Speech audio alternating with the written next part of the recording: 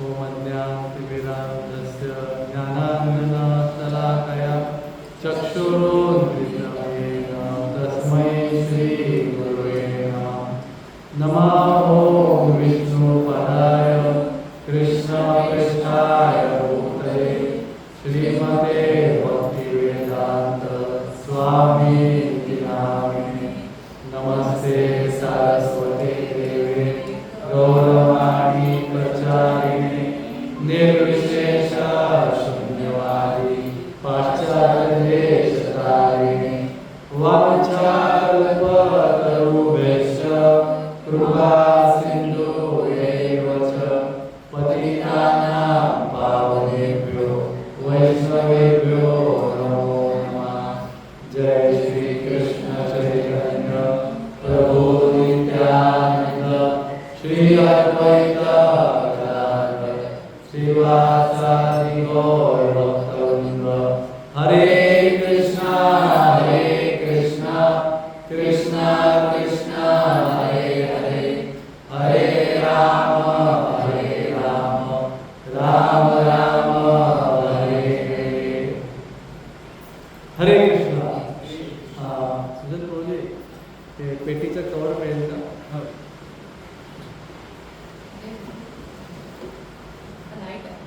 उलट करून नाही, हा असं नाही, असं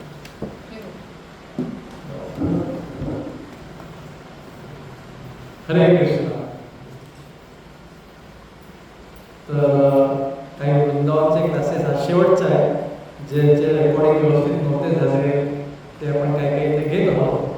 सो असे मिस झालेले काही क्लासेस आज शेवटचा आहे.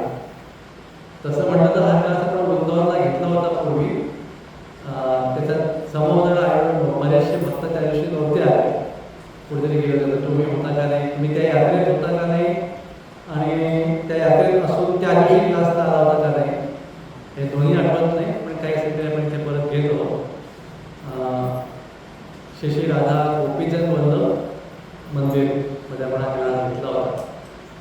तसं भगवान श्रीकृष्णांच्या काही भगवान कृष्णाच्याच लीलेसंबंधी क्लास आहे.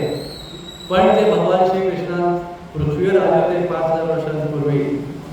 देवकी पुत्र यशोदानंद, नंदनंद आणि वृंदावनात त्यांनी ज्या लीला केल्या होत्या त्या लीलांशी संबंधित नाही, पण ही पण भगवंतांचीच लीला आहे.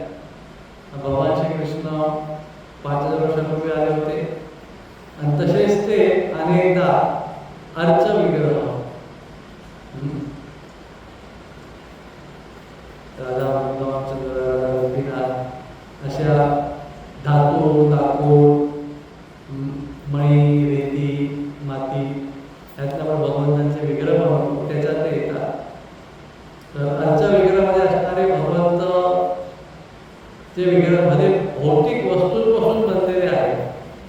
पण श्रील प्रभुपाद म्हणतात, प्रभू उदाहरण देतात दोन, की कसे विग्रह जरी भौतिक वस्तूंपासून असतील तरी पण त्यात भगवंताची उपस्थिती आहे हे समजून सांगायला प्रभुपाद दोन उदाहरण देतात.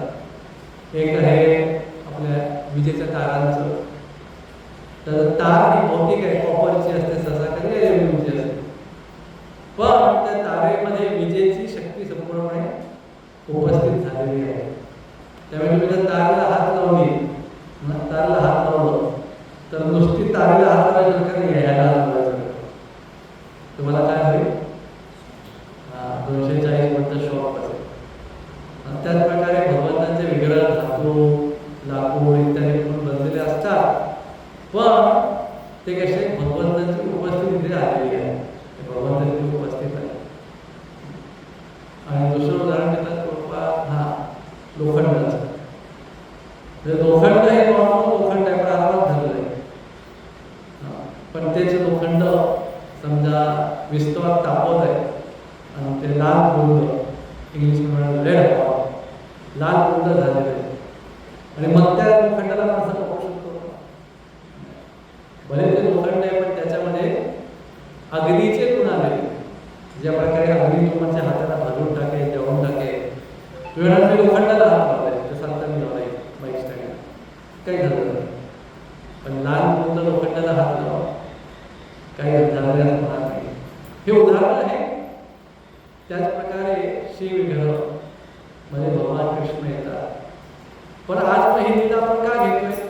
हे खरं परमपूज्य राज महाराजांच्या आयुष्यात जेव्हा ते वृंदावनाला राहत होते तेव्हा त्यांना एक असे महान म्हणजे खरोखर महान संत भेटले होते. आजकाल टेक्नॉलॉजी युग आहे, डिजिटल युग, तर लोकांना वाटतं कोण मोठा संत किंवा कोण मोठा व्यक्ती ज्याचे काय ज्याचे फॉलोअर जास्त आहेत. इंस्टाग्रामला फॉलोअर किती आहे? एक गंमत, खरी गंमत आहे. आमचे म्हणजे अशामध्ये एक प्रोजेक्ट एखादा आलेले व्रत नाही, जास्त नाही करूया व्रत विहारी करून नाही, पण ही गोष्ट त्यांची नाही. हे व्रत विहारी करून मी लेक्चरमध्ये सांगितली होती, पण गोष्ट आहे गौरांग प्रिया प्रभूंची. तर त्या गौरांग प्रिया प्रभू म्हटले ठीक आहे 15 दिवस महिनाभर तुम्ही वृंदावनाला जातो एकदम शांत ठिकाणी जप वगैरे करायला. तर ते वृंदावनमध्ये 12 वर्षांपैकी काम्यवनला गेले. ते थोडं लांब आहे, तिथे धाकधूक गाड्या वगैरे थोड्या कमी आहेत, थोड्या रिलेटिव्हली. आणि ते कोणी कोपऱ्यात बसून जप करत होते शांत ठिकाणी, एखाद्या मंदिरात वगैरे किंवा एखाद्या कुंडाच्या किनारी.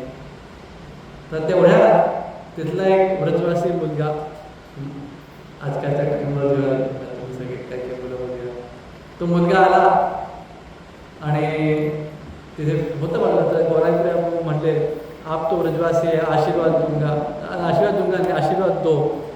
तुम्ही तर जन्मापासून वृंदावनाला राहतात, व्रजवासी आहात, मला आशीर्वाद द्या. तर त्यांनी विचारलं म्हणून केलं.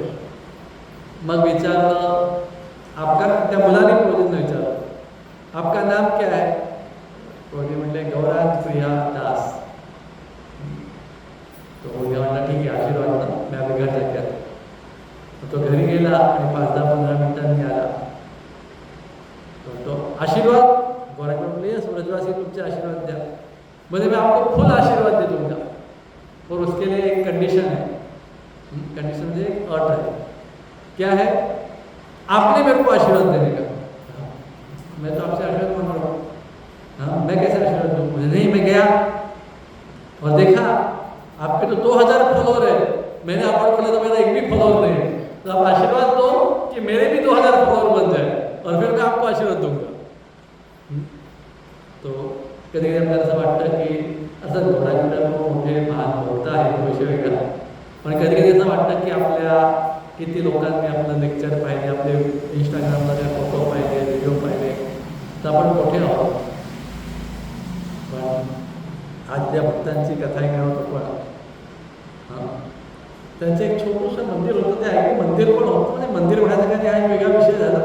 मंदिर नव्हतं पण एका ठिकाणी भगवान राधाकृष्णांचे वेगळे होते, त्यांची ते सेवा करायचे. आणि किती फॉलोअर होते त्यांचे? 2000, 10,000. तर महिन्याभरात तिथे दर्शनाला 5-7 लोक यायचे महिन्याभरात. आता आपल्याला वाटतं किती महान मोठं मंदिर आहे, जुहूचं किती मोठं मंदिर आहे, चौपाटीचं. आता ह्या 2020च्या कोरोनानंतर आणि डिजिटलायझेशन नंतर खूप लोकांचं मंदिरात जाणं वाटलं. म्हणजे इव्हन जुहू तर आहेच खूप लोकांचं येणं जाणं, पण चौपाटीसारख्या मंदिरात पण दररोजचे काहीतरी त्यांनी केला हिशोब 5000 लोक वगैरे येऊन जातात रोजचे. रोजचे 5000, शनिवार रविवारी अजून जास्त. पण घनश्याम बाबांच्या मंदिरात महिन्यातून 4-5 लोक यायचे. हरे कृष्ण. पण भगवान श्रीकृष्णांनी मात्र त्याची दखल घेतलेली होती. असे ते भक्त होते. खरं आपल्यापैकी ज्या कोणाला वाटतंय, कोण म्हणत असेल, काय म्हणत असेल की मी भक्त आहे, तर त्यांनी थोडासा विचार करावा घनश्याम बाबांचा आजचं त्यांच्या लीला किंवा त्यांचे कार्य ऐकल्यावर की खरोखर मी भक्त आहे का. तिलक लावतोय मी जपमाळा घेतलेली आहे, मी 16 माळा जप पण करत असेल. काही लोक ज्यातले करतात, काही लोक कमी करत असतात 2-4-6 माळा जे काय असेल. पण खरोखर मी भक्त आहे का? आता हे आजचं लेक्चर ऐकलं आपल्याला विचार, म्हणजे मला तरी ह्याच्यापुढे म्हणणं कठीण द्यायचे मी भक्त आहे. ऑलरेडी तयारी करताना ऐकलेलं आहे. तर एवढं तर आणि माहीत नाही असं भक्त आयुष्यभरात बनवू शकेल का नाही, म्हणजे अशक्यच वाटतंय. एक वेळ काय हिमालयात माउंट एव्हरेस्ट चढून येता येईल, जसं मला राज महाराज म्हटले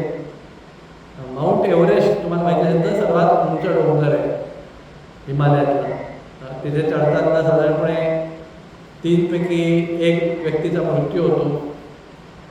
3 नाही, आपण असं 100 होतो. 100 पैकी 15-20 लोकांचा मृत्यू होतो.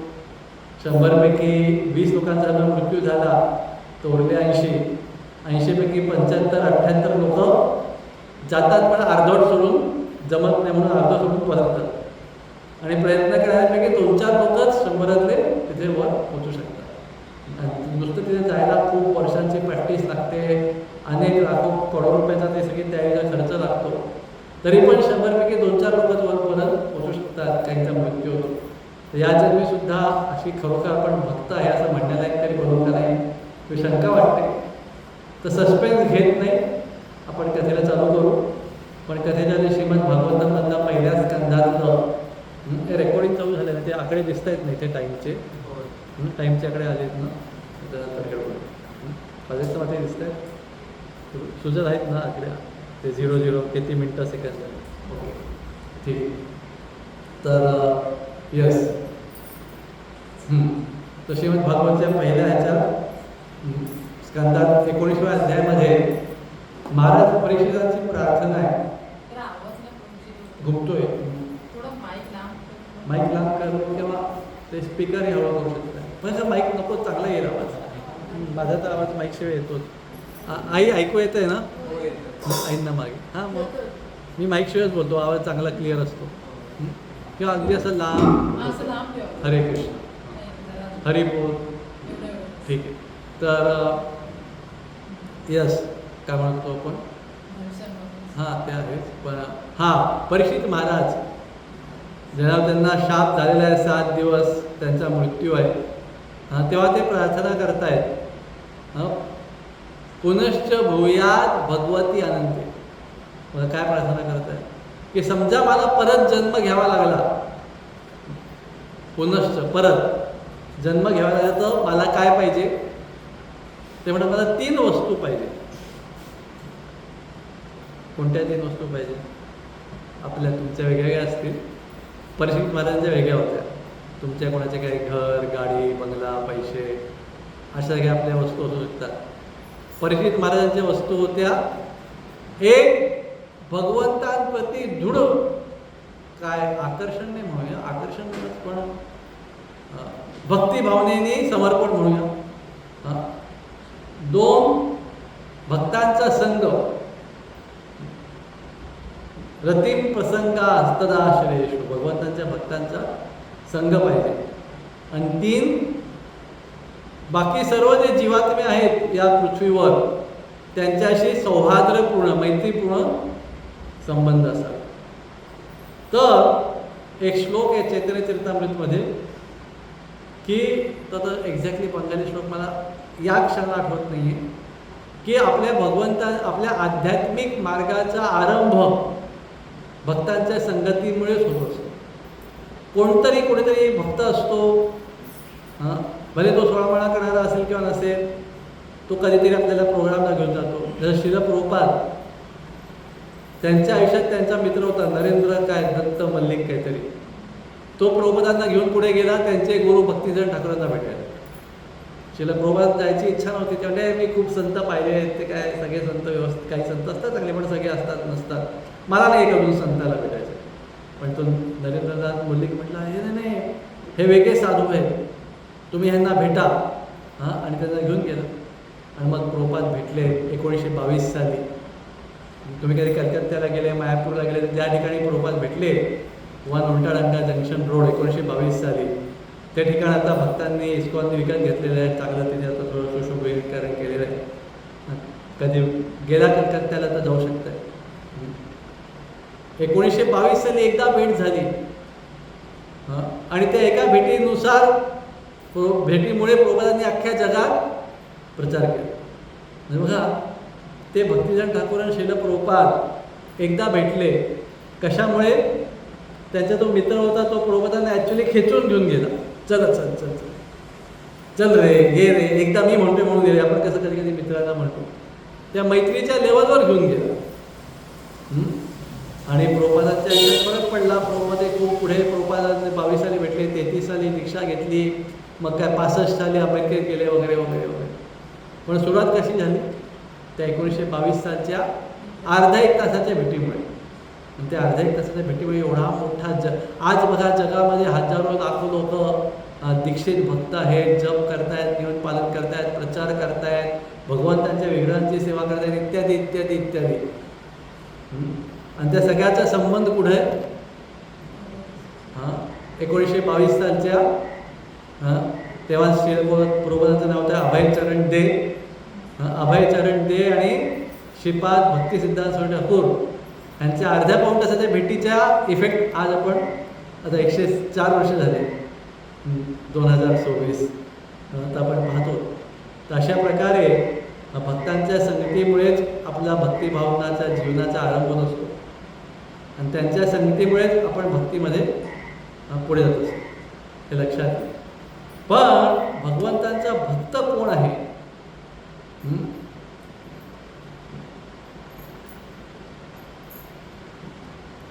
आपल्याला वाटत असेल का भगवंतांच्या भक्तांच्या संगतीची आवश्यकता आहे? का बरं मी डायरेक्टली भगवंतांकडे जाऊ शकत? असं का भक्त? हे काय? पण भगवान श्रीकृष्णांनीच तसं काय म्हणूया मार्ग म्हणजे तशी पद्धत ठेवलेली आहे. भगवान श्रीकृष्णांनी त्यांच्या स्वतंत्र इच्छेनुसार अशी पद्धत ठेवली आहे की त्यांच्या भक्तीत कोणाला पुढे जायचं असेल तर त्याला भक्तांच्या संगतीतच पुढे जावं लागणार आहे. आणि भक्तांच्या कृपेनेच आपण समजू शकतो काय भगवान कोण आहे. स्वतः किती प्रयत्न केला, वाचन केलं, अभ्यास केला तरी समजू शकणार नाही. तर वृंदावन काय आपण म्हणतो जय राधे जय कृष्ण जय वृंदावन श्री गोविंद गोपीनाथ. तुमचे काही लोक गेलेले आहेत, बरेचसे लोक गेलेले. हरे कृष्ण. तर हरी पावसाळा आलेला आहे, राहू देत, ते त्यांचं कार्य करतात, मला काय त्रास नाही. तर प्रभुपादांसारख्या भक्तांच्या कृपेने आपण समजू शकतो की वृंदावन काय आहे, कृष्ण कोण आहेत. कृष्ण हे आले म्हटलं त्यांना खाणारे पण आले बेडूक, राहू दे बेडूक बेडूक. त्यांना तो खाली फिरू दे, तो वर नाही येणार. तुम्हाला कसं काय, तुम्हाला काय करणार? तुम्ही नका उड्या बघा, तोला उड्या बघू. सो एनिवे राहू दे. तर प्रभुपादांच्या कृपेनेच आपल्याला कळतं आहे की कृष्ण म्हणजे काय, वृंदावन म्हणजे काय, भक्ती म्हणजे काय, भक्त म्हणजे काय. आपल्याला वाटतं आपण जाऊन भगवंतांना नमस्कार केला मंदिरात आणि मी मोठा भक्त आहे किंवा मी भक्त आहे. तर आपण ऐकूया. तर आज जे मी सांगणार आहे ते परमपूज्य श्री राधानाथ महाराज, मी म्हटलं तसं त्यांच्या आयुष्यात ते वृंदावनमध्ये अनेक भक्तांना भेटले. असीम कृष्ण प्रभू आणि कोण आज गोष्ट करते घनश्याम बाबा. ज्या कोणी तुमच्यापैकी तुषार्थ पथिक हे मराठी पुस्तक वाचलं आहे किंवा ही कथा पूर्वी ऐकली आहे त्यांना माहिती असेल. पण ही कथा अशी आहे ॲटलिस्ट माझ्यासाठी तरी की कितीदा ऐकली तरी मला त्यातनं कंटाळा येणार नाही. तर परमपूज्य राहत महाराज कसे घनश्याम बाबांना वृंदावनला भेटले आणि घनश्याम बाबांकडून त्यांनी काय शिकलं, काय पाहिलं, हे तर आजच्या कथेचा मुख्य विषय आहे. पण आपण दुसऱ्या साईडला हेही पाहू की ह्या सगळ्या घडायच्या आधी परमपूज्य राहत महाराज वृंदावनला पोचले कसे. थोडीशी आधीपासून थोडासा पार्श्वभूमीपासून सुरू करू. तर परमपूज्य राहत महाराज हे 1945 साली मे बी एखाद वर्ष माझ्या पुढे मागे असेल साधारणपणे. हो 45 मे बी 46-47 माहिती. अमेरिकेत जन्म घेतलेले ज्यू परिवारामध्ये, त्यांचं नाव होतं रिचर्ड स्लॅविन. आणि वेगवेगळ्या घटना त्यांच्या आयुष्यात घडत गेल्या आणि त्याच्यामुळे वयाच्या 17व्या-18व्या वर्षीपर्यंत 19व्या वर्षीपर्यंत त्यांना अशी एक मनात तीव्र इच्छा निर्माण होत होती. आणि ती इच्छा महाराज स्वतःच्या भाषेत म्हणतात की आधी ती अगदी बारीक अग्नी होती, मग मोठी ज्योत झाली आणि शेवटी ती एकदा आयुष्यात एकदम धगधगती अग्नी झाली, जोरात पेटणारी, की मला भगवंतांना शोधायचं. ते म्हणतात पहिले मला जगाच्या म्हणण्यानुसार नाही जगायचे. आपण बरेचदा कसं असे कपडे घालतो, तसं करतो, तसं बोलतो, का लोक काय म्हणतील किंवा लोक असं करतात म्हणून मी असं करतो. म्हणले नाही, लोकांच्या म्हणण्यानुसार लोकांना अनुकरण करत मला जगायचं नाही. मला माझी स्वतंत्र इच्छेनुसार जगायचं. आणि 2, मला नंतर भगवंतांच्या इच्छेनुसार जगायचं. पण भगवंतांची इच्छा काय, आदेश काय, कारण का ते भगवंतांची इच्छा काय, आदेश काय सांगणारे पण हजारो लोक हजारो वेगवेगळ्या वस्तू सांगतात. तर अशा त्यांचा तो शोध होता आणि त्याची ती तीव्र इच्छा होती. असं करता करता त्याच्याकडे पैसे नव्हते, पण कोणीतरी पैसे दिले म्हणून ते अमेरिकेतल्या विमानाने युरोपला पोचले. आणि युरोप म्हणजे इंग्लंड किंवा फ्रान्स, बेल्जियम, आपण 16 किलोमीटर लांब आहे. हे जवळजवळ 5-7 हजार किलोमीटर लांब आहे. तिकडनं त्या काळी असे बरेच पर्यटक होते जे अति गरीब असायचे पाश्चात्य देशातले, आणि ते फिरायचे जगभर. खास करून ते भारत किंवा अशा काही आध्यात्मिक किंवा पवित्र ठिकाणी जायचे, रोम वगैरे. तर त्या फ्रान्सपासून अंगठा दाखवत, लिफ्ट मागवत, किंवा कोणी काय बसचं तिकीट स्पॉन्सर केलं तर त्याच्या मदतीने असं करत मजल जे कोणी लिफ्ट दिली कुठे जाईल तिथे असं करत करत हळूहळू अनेक प्रयत्न करून त्या अनेक घटना घडल्या. त्या सगळ्या सांगायला गेलो तर खूप वेगळाच विषय होईल, तो आजचा विषय नाही. कसं एका ठिकाणी महाराज ध्यान लावत बसले होते का गुफेमध्ये, ग्रीसमध्ये, समुद्रातल्या एका बेटात तिकडे डोंगरावर गुफेत. आणि तिथे त्यांना सूर्यास्ताच्या वेळी एकदम एक खूप जोरात ध्वनी ऐकू आला, काय, भारतात जा, गो टू इंडिया, कसं जा. आणि तेव्हा भारत म्हणजे त्या ग्रीस, मग तुर्कीनंतर आजचं इराण, मग अफगाणिस्तान, मग पाकिस्तान, असं करत पायी लिफ्ट घेत यायचं, पायी किंवा लिफ्ट घेत. तर तिकडनं ते ग्रीसला आले, त्या बेटात आणि ग्रीस देशात आले. आणि आजही तेव्हाही ग्रीस आणि तुर्की हे कसं आहे, हे मोगल आणि ख्रिश्चन ह्यांची ती बाउंड्री आहे. तुर्की हा मोगल बौद्ध देश आहे आणि ग्रीस हा ख्रिश्चन देश आहे. तर त्याच्या बाउंड्री आहे खूप. आजही तिथे तणावाचं वातावरण असतं आजही. आता तेव्हा तर होतंच, 2 सैन्यांच्या मध्ये 3-4 किलोमीटरचा बफर झोन आहे, तिथे कोणीच जायचं नाही, नो मॅन्स लँड. अशी ते सैन्य समोरासमोर पण नव्हतं. एवढा त्यांचा शत्रू होता की आज किती भांडण असेल तरी भारत, पाकिस्तान, बांगलादेश सैन्य समोरासमोर तरी येतं. तिथे ते सैन्य होते ते एक इकडे ते 4 किलोमीटर लांब, आणि मधली पट्टा कोणीच प्रवेश करायचा कोणत्याच सैन्याने. तर अशा ह्याच्यात ते मधला भयानक पट्टा क्रॉस करत टर्कीला गेले.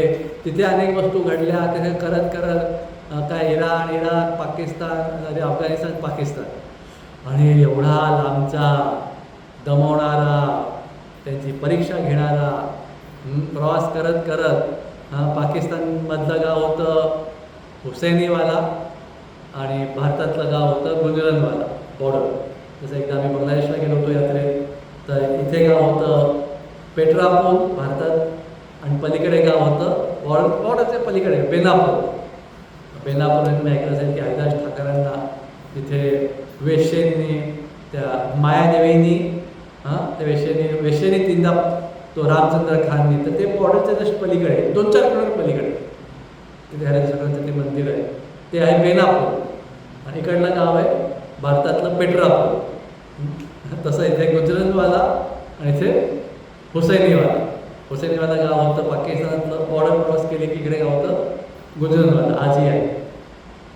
एवढा तपश्चर्या महत् प्रयत्न करत परमपूज्य राज महाराज किंवा तेव्हा आपण म्हणून रिचर्ड स्लॅविन हे पोचले बॉर्डरवर.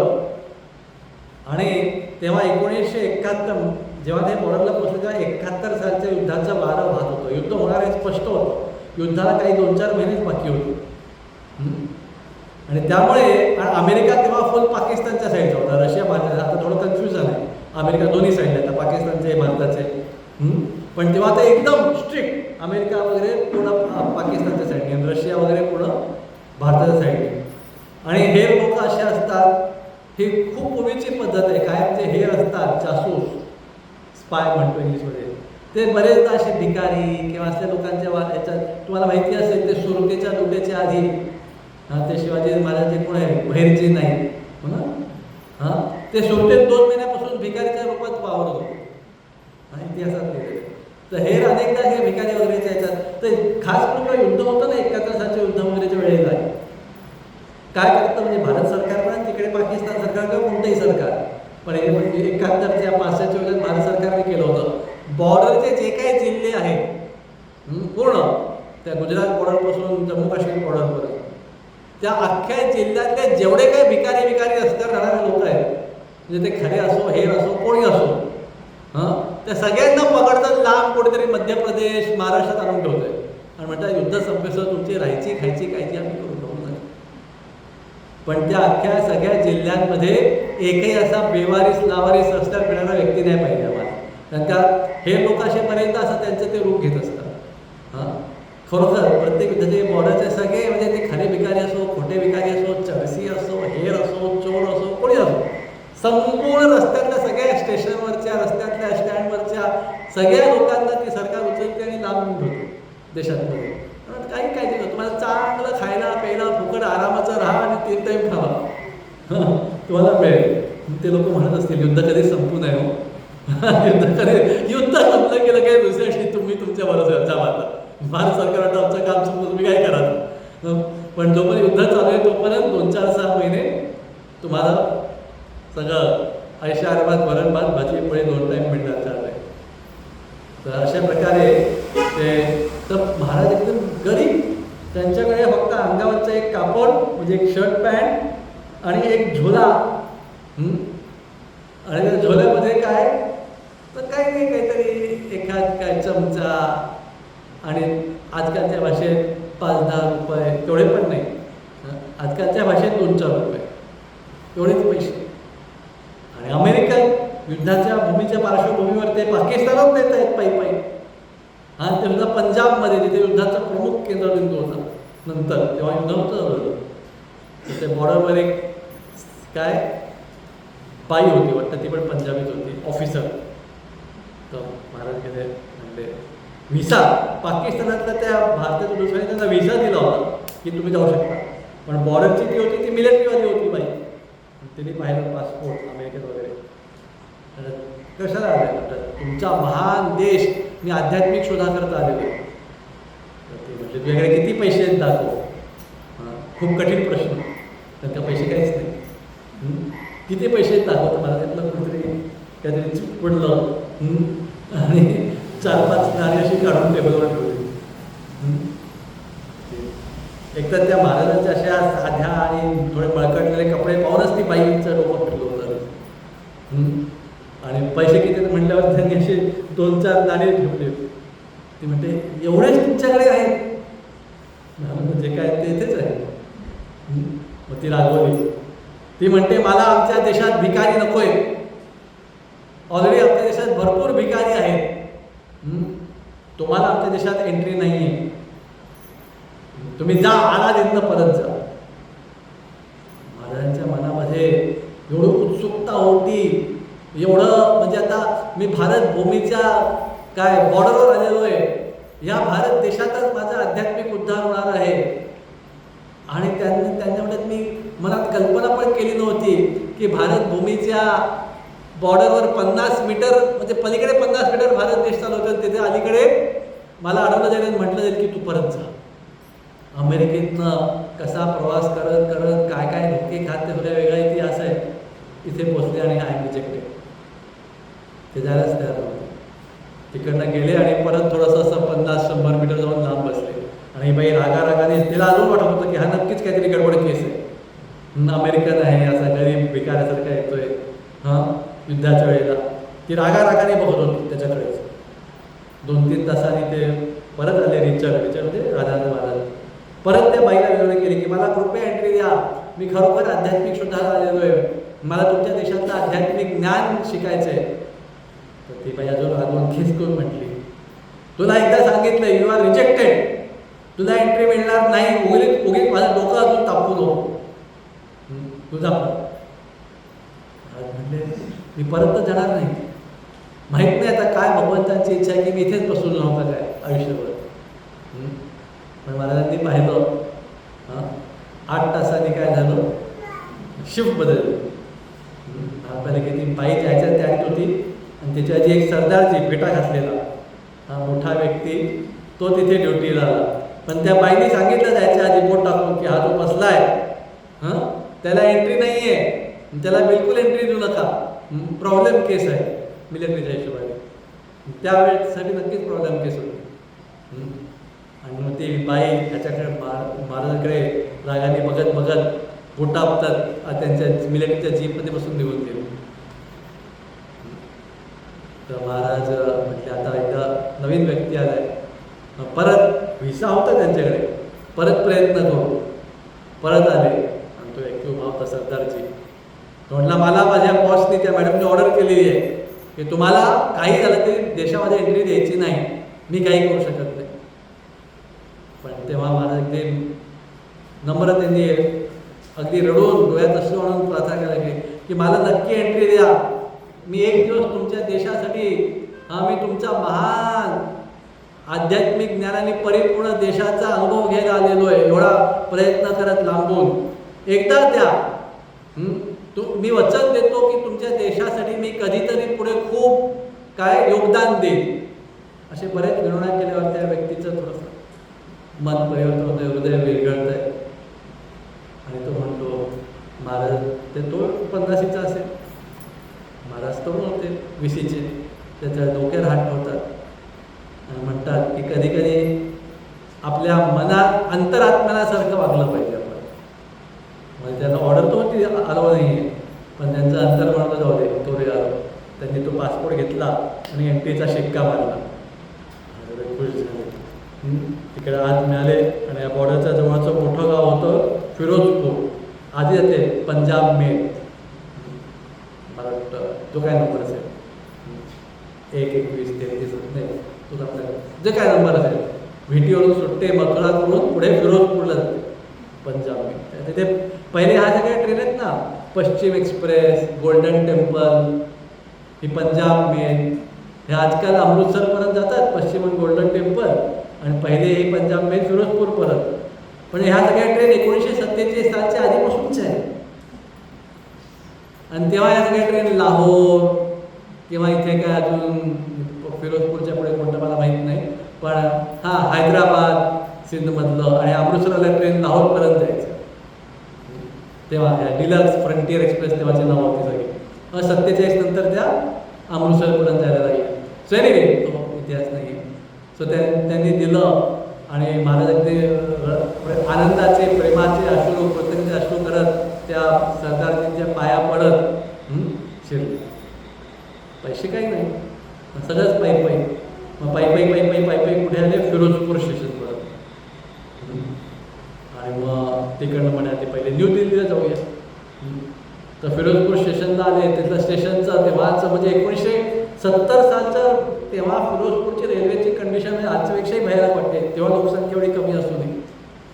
तेव्हा महाराजांना असं वाटतं असेल, तर मी आलो प्लॅटफॉर्मवर संपूर्ण गर्दी आणि सगळे आपले खाली बाकडी बिकडी काय नाही. आजकाल सरकार काय नमो AC वेटिंग हॉल वगैरे, तर आमची गोष्ट सगळे बाकड्या खाली प्लॅटफॉर्मवर आपले पसरून सगळे बसले होते अख्खा. आणि त्यातच काय विकणारे होते, हे होते ते होते. आणि तेव्हा AC वगैरे तर डबे नव्हतेच, फर्स्ट क्लास पण रिझर्वेशन डबे पण खूप कमी. सगळे ट्रेन सगळं जनरल होतं, रिझर्वेशनचे 1-2 डबे असायचे. आणि सगळे लोक जनरलनीच जायचे आणि मोस्ट ऑफ देम विदाऊट तिकीटच जायचे. उत्तर भारतात तरी आणि बाकी भारतात पण. तर तरी पण एक जण म्हटला महाराजांना जातो, पण त्यांनी पाहिला साधूसारखे कोणतरी आले, मी तुम्हाला दिल्लीपर्यंत तिकीट विकत घेऊन देतो. त्यांनी स्वतःच्या खर्चाने तिकीट विकत घेतलं आणि प्लॅटफॉर्मला आले. सगळे बसले होते, महाराज पाहत होते. पुढे अरे सगळ्यांसमोर हे स्टोववर काहीतरी भजी तळतोय. असं उघड्यावर बाहेरच्या देशात युरोप वगैरे उघड्यावरचे गॅस म्हणजे अग्नी अलाउड नाही. इकडे सगळे काय चहामध्ये सगळे अग्नीचे स्टोव घेऊन हातगाडीत गेल्यावर आणि तो मस्त वळतोय आणि ते असं एक करून त्या तेलाच्या कढाईत असं फिरकवतोय. लगेच ते फुलतायत कचोरी वगैरे, पुरी वगैरे जे काय असेल हे सगळं नवीन नवीन आणि म्हणतात हे इराक देश आहेत ना, हे सगळे काय म्हणूया म्हणजे देशाचं नाही पण तिथली संस्कृतीमध्ये हे सगळे एकाच दोन रंगाचे प्लेन कपडे घालतात. साधारणपणे पांढरे किंवा भुरकट असे पिवळे वगैरे. म्हणून भारतात शिरलो फिरोजपूरला तर एवढे रंगबिरंगी लोकांचे कपडे होते. पुरुषांचे आणि खास करून बायकांचे आभूषण. हा काय उत्सवच वाटला की मला. हा त्यांचा उत्सव आहे की काय एवढे रंगबिरंगी कपडे घातलेले आहेत त्यांनी. आणि तेवढ्यात सगळे निवांत असे पोहलेले होते. तर माझ्या डोनरने मला तिकीट घेऊन दिलं होतं, पण ते तिकीट त्याच्याकडे होतं. आणि तो म्हटला बघा आता ट्रेन येईल थोड्या वेळाने, आणि ट्रेन आली की काय होईल, ती जशी येईल सगळे लोक धावायला लागतील ट्रेन बरोबर 100 मीटर रेस. आणि ट्रेन थांबायच्या आधी ट्रेन भरून जाते सगळी. तर मी खिडकीत उडी मारीन आणि तू पण माझ्या मागोबा खिडकीत उडी मार. ठीक आहे, सगळे बसलेलेच होते. आणि तेवढ्या ट्रेनेची अनाउन्समेंट झाली आणि तेव्हा ते स्टीम इंजिन वाफेचं ती शिट्टी दिली. आणि जशी शिट्टी दिली सगळे उभे राहिले. आणि बायका पोरं बोचकी सगळं घेऊन तिथे पणसंबे नाही आहेत, तिथं जे काय ग्रेड वेळा सगळे उभे राहिले गाठोडे बिठोडे घेऊन. आणि तशी ट्रेन आली सगळे धावायला लागले. आणि महाराज म्हणतायत बघता बघता ट्रेन थांबायच्या आधी सगळी ट्रेन एकदम गच्च म्हणजे 1 इंच जागा नव्हती तेवढी भरून गेली थांबायच्या आधी. आणि जो माझा डोनर होता तो एका खिडकीत असा चढला आणि कसा बसा खिडकीत आत शिरला. मला वाटतं तू पण ये. मी धावतोय पण मला ती भीती वाटते काय जमेना. आणि तो पण मी हळूहळू धावते. तो निघून गेला 4-5 डबे पुढे माझा तिकीटवाला. आणि कसं बसं थोडे हळू झाल्यावर मी चढलो म्हणजे खिडकी पकडली आत शिरायला. आणि ते माझ्याने काय ते आत शिरलं जाऊ नये. मी म्हणतो आता खाली पडणार का काय, तर बघतोय तर खाली ती चाकाशी मोठी मोठी फिरताय. म्हणतात तर ह्याच्या खाली मी पडणार का काय. पण कसं बसं करत मागचे लोक ओरडतायत आत शिर म्हणून चालू ट्रेनमध्ये. म्हणजे कसं बसं ताकद लावून शिरलो आतमध्ये, झोकून दिलं स्वतःला. आणि मी झोकून उभा राहीस तोवर 4-5 लोक ऑलरेडी शिरले माझ्या मागोमाग आतमध्ये. मी आज झोकून उभा राहीस तोवर. ते सगळे अनुभवी लोक होते. मी आणि जो पण ट्रेन उभी होती तर मला म्हणतात सगळे लोक एवढे उभे होते, उभ्यानेच ती ट्रेन भरून गेली होती. बसलं तर कोणीच नव्हतं. असा मी काय सांगतोय की त्यांच्या बघा कोण व्यक्ती आला भारतात, त्याचा पहिल्या दिवसाचा अनुभव काय, हा त्याचा पहिला दिवस. आणि म्हणतात एवढी गर्दी. मी म्हटलं त्यात ते साईडला असं सामान ठेवतं एवढंच असते बघा. आपल्याकडे आता तुम्ही पॅसेंजरला गेले तर एक मोठ्या सीटर असतात आणि एक सिंगल सीटर असतात. तर सिंगल सीटरचं असं बारकूसं सामान ठेवायचं असतं. तर त्या बारक्याचं सामान ठेवायचं होतं ते म्हटले 2 फूट जागा मोकळी होती, कोणी सामान नव्हतं ठेवलं. तर महाराज म्हटले मी तिथे जाऊन चढतो. आणि तिथे त्या 2 फूटमध्ये ते म्हटले मी असं करून झोपून राहिलो. मला वाटलं की हे स्वर्ग आहे खालच्या ट्रेनपेक्षा. त्या 2 फुटाचं सामान ठेवतं बाचकाडे असं झोपून होतो आणि वरून मस्त पाहत होतं सगळ्यांचं काय खाली चालू आहे वगैरे. त्यांनी तो माझा जो डोनर होता तो 4-5 डबे पुढे होता आणि त्याला आता भेटणं अशक्यच होतं. तिकीट त्याच्याकडे मी इकडे. तो कधी मला भेटला नाही परत. असं करत ती ट्रेन रात्री सुटली आणि सकाळी पहाटे म्हणजे रात्रीचा प्रवास फिरोजपूरवरून रात्री सुटली. आणि ते धूळ सोडायची आवाज यायचा आणि पहाटे ओल्ड दिल्ली जसं मुंबईला भेटी आणि काय मुंबई सेंट्रल आणि बांद्रा अशी 4-5 ठिकाणं आहेत स्टेशन आहेत, तशी दिल्लीला 4-5 स्टेशन आहेत. ओल्ड दिल्ली, न्यू दिल्ली, निजामुद्दीन वगैरे असं काय 4-5 स्टेशन आहेत दिल्लीमध्ये. तो ओल्ड दिल्ली स्टेशनला पोहोचलो आणि तिकडनं ते उतरले. तर पहिला दिवस आणि उतरल्या म्हणतात भारतातला पहिला दिवस फिरत होते रस्त्याने. आता वेळ नाही घनश्याम बाबांचं ऐकायचं आहे, पण फिरता त्यांना कोणतरी गंडवलं. आणि त्यांना काही लोक तिथे होते. ते लोक ओके ते लोक ते नुसती हिरवी मिरची खातात. बाहेरची लोक तिकडे नाही खात, खूप कमी खातात. नाहीच खात, भारतातलेच खातात. तर ते हिरवी मिरची खात होते. ह्यांना वाटलं काहीतरी स्पेशल आहे. ह्यांना विचारलं काय, त्यानंतर एकदम छान आहे तुम्ही पण घ्या. त्यांनी घेतली आणि जोरात चावली. असं तेवढ्या माझ्या तोंडात असा ज्वालामुखी झाला. मी ते खाली ठेवलं आणि कटा 3-4 1-2 ग्लास पाणी प्यायलो. तर पाणी प्यायल्यावर त्या हिरव्या मिरचीवर तर अजून जसं म्हणतात त्या आगीवर पेट्रोल टाकण्यासारखं झालं. मी त्या हिरव्या चावले आणि असं झालं. मी ते माझ्या डोक्याला डोकं फिरत होतो त्या मिरचीमुळे. आणि असं चालत घेत होतो तर बाजूला एक जण दुसरा हातगाडीवाला उभा होता. आणि तो काहीतरी असं ज्यूस बनवून काहीतरी घ्यायचा, असा घासायचा साणीसारख्या दगडावर, त्यात असं तो असा काढायचा आणि तेव्हा हातात त्या ग्लासमध्ये घालून मस्त असं ज्यूस बनवून देतो. तर एकाने विचारलं भारतीयाने, तुम्हाला मी हे स्पॉन्सर करू का, म्हणजे मी पैसे भरतो. अरे मिरच्या स्वागत झटका लागलेला आहे, ज्यूस आहे आता. म्हणजे काय काय नाही, हे तब्येत सुधारणारा हेल्दी ज्यूस आहे. तर महाराज म्हणजे ठीक आहे. त्यांनी एक ग्लास पेला, थोडा गार होता थंड. मग ते म्हटले अजून पाहिजे का, म्हणजे हा चालेल. असं करत ते 3 ग्लास पेला का 4 ग्लास पेला. आणि नंतर त्यांना ती होती भांग. 1 ग्लास पिऊन 4 ग्लासचा भांग त्यांनी पेली. आणि त्यांना सगळं असे वेगवेगळे प्रकाश, लाल, हिरवे. आणि त्यांना कळेना की मी गोल गोल फिरतोय का जग गोल गोल फिरतोय. भारतात ते म्हणतात पहिला काय माझा अनुभव, पहिला हा फिरोजपूरचा ट्रेन प्रवास आणि त्यानंतर मिरची आणि त्यानंतर भांग. तर त्यात आधी मिरचीचा झटका, आधी तो गर्दीचा झटका, मग त्या मिरचीचा झटका आणि मग तो भांग. मी कसं बसं रस्त्यात चालवतो, मला कळेना की मी लोकांमध्ये आपटतोय का लोक मला आपटतायत. पण असं कसं कसं करत शेवटी कुठेतरी मी पाहिलं तिथे तो लाल किल्ला होता. आणि कसं ते त्या एका फुटपाथवर जाऊन मी उभा राहिलो. म्हणजे पाहिलं तर जवळच एक काय होता, खूप गर्दी जमलेली होती थोडी लोकांची. लोक जाऊन बघत होते काय काय काय. तर मी पण तिथे गेलो, काय गर्दी जमली, कसं कसं तोल सांभाळ. अजून भांग पूर्णपणे उतरली नव्हती, थोडी उतरायला लागली होती आता, पण पूर्णपणे उतरलेली नव्हती भांग. तर तोल सांभाळ त्या गर्दीच्या जवळ पाहायला गेलो काय होतंय. तो गर्दीमध्ये काय गारुडी म्हणतो, साप घेऊन चढला, गारुडी म्हणतो. तो गारुडी होता आणि त्याच्याकडे मोठे साप होते खूप. आणि तो एक कपडा उघडायचा, तो साप तोडवर करायचा आणि सगळे लोक मागे जायचे. आणि मी तिथे बघत होतो आणि मी म्हटलं अरे इथे काय असे रस्त्यावर लोक साप घेऊन फिरतायत. फॉरेनला काही असलं नसतंय. आणि तेवढ्यात त्या गाडूने काय केलं, तो एक साप असा माझ्या अंगावर सोडला आणि तो साप असा चढला आणि पायापासून मला वेटोळे घालत लांब होता. तर छातीवर आणि हात असे होते माझे. हाताला त्यांनी बंद, कारण की ती वेल बघा अशी चढते झाडावर. तरी तो पूर्ण वेटोळे घालत असा आला, गळ्याच्या समोरून तोंडाच्या समोर तोंड घेऊन बसला तो असा. आणि मला कळेल ना भांगमध्ये काय होतंय, अजून भांग उतरलेली नाहीये. आणि हा साप म्हणतात, मला त्या सापाच्या तोंडाचा वास मला नाकात येत होता. हरे कृष्णा. आणि तो त्याची जीभ काढून माझा वास घेत होता. आणि मला म्हणतात, मला तर माझ्या आईवडिलांची आठवण आली. समजा आईवडिलांना कळलं की त्यांचा मुलगा भारतातून अशा परिस्थितीमध्ये आहे,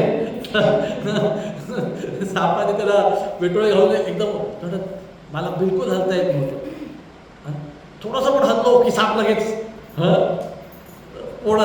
लगेच असा तो पण ठेवायचा. आणि ते भांगही उतरत नव्हती. तेवढ्यात मी लोकांना म्हटलं की अरे मला ह्यातनं सोडवा, हे काय केलं माझ्याशी. तर तो आला, तो म्हणता मला पैसे द्या. तर तो काहीतरी बोलला असेल, तेव्हाचे 20 रुपये द्या, 10 रुपये द्या तेव्हाचे. तर मला माझ्याकडे काहीच नाही आहे. मग तो म्हणाले तू तसाच राहा. आणि तरी बाकीचे शो चालू लोक येत आहेत आणि लोकांना वाटलं महाराज त्यांच्या शोचा पीस आहे. त्यांच्याकडे बघतायत, सापांकडे बघतायत, टोकऱ्यांकडे बघतायत आणि आपले तास 2 तास असे उभे. भांग आहे इफेक्ट, मिरचीचा इफेक्ट आहे, असे उभे. साप तो साप पण 2 तास असाच उभा त्यांच्या तोंडासमोर पडा घेऊन. आणि लोकांना वाटते हा नवीन शो पीस आहे आज काहीतरी, असा शो कोणता गावी करत नाही. असं करत होते. तेवढ्यात एक जण आला शेवटी. तो म्हणतो काय तू असा काय. म्हणतो मी काय करू, मला काय कळत नाही. तो म्हणतो पैसे दे. तो म्हणतो माझ्याकडे काहीच पैसे नाहीत. मग त्यात 2-3 तासांनी त्या एका व्यक्तीला त्याला दया आली. त्याने त्या गाडवाशी हुज्जत करून त्याला काही तिथे पैसे दिले. आणि लगेच मग त्या गाडवाने तो साप जो होता तो आपल्या परत टोकरीत बोलवून घेतला आणि महाराज तिकडे निघून गेले. महाराज म्हणत होते की मी माझ्या आयुष्याचा अर्थ लावत होतो की मी भगवंतांना शोधायला भारतात आलोय. आणि माझ्या पहिल्या दिवसात हे काय घडलं भारतात माझ्याशी. मी ह्याचा नक्की भगवंत मला काय शिकवू इच्छितात. ह्या सगळ्यातनं माझ्या मनामध्ये खूप विरोधाभास चालू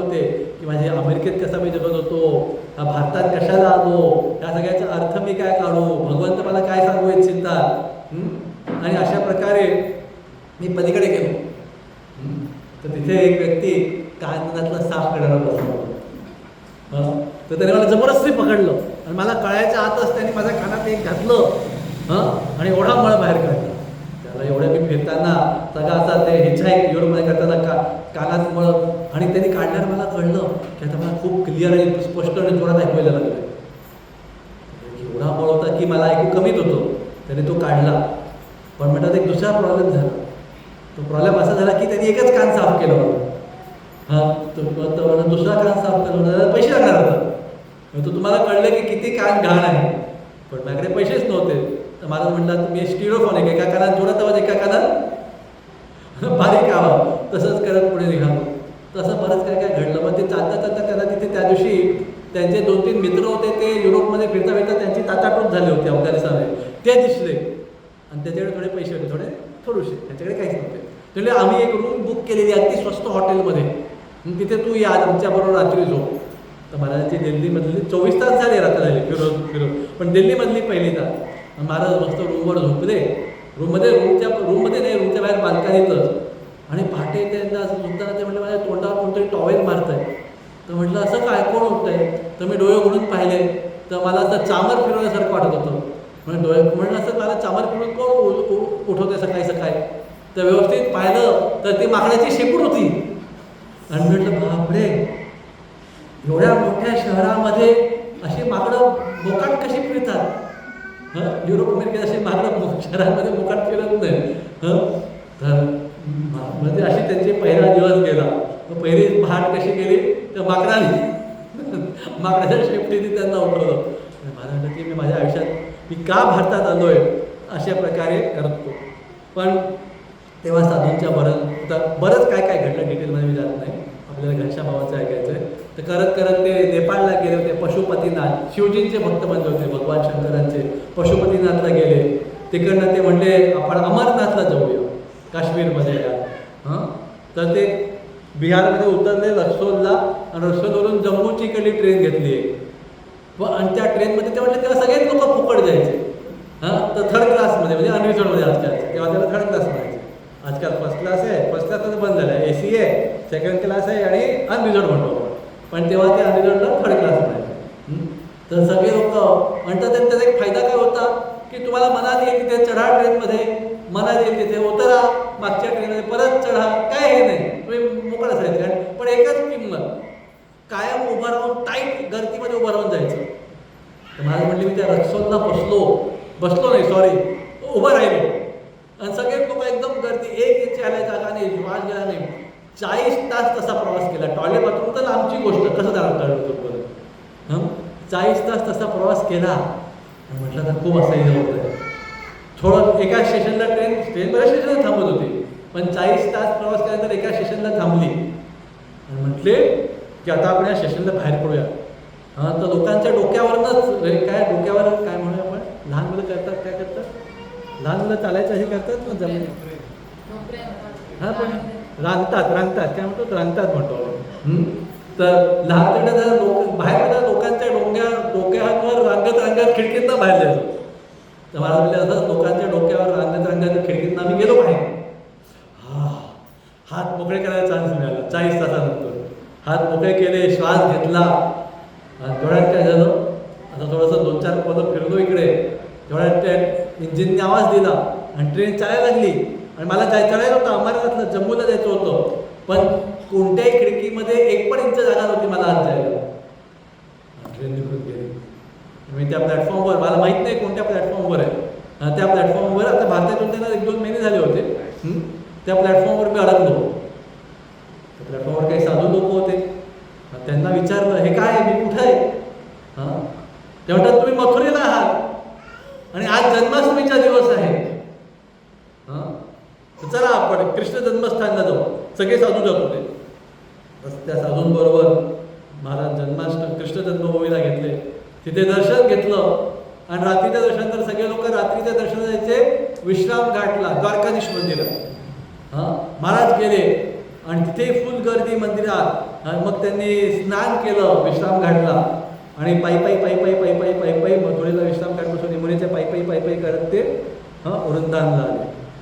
सगळ्या साधूंकडनं मथुरेला वृंदावन खूप ऐकलो. म्हणले अमरनाथला मला जायचं तर अमरनाथला आहे. त्यांनी ठरवलं की मी 3 दिवस वृंदावनला राहीन आणि परत येऊन मग अमरनाथला जाईल.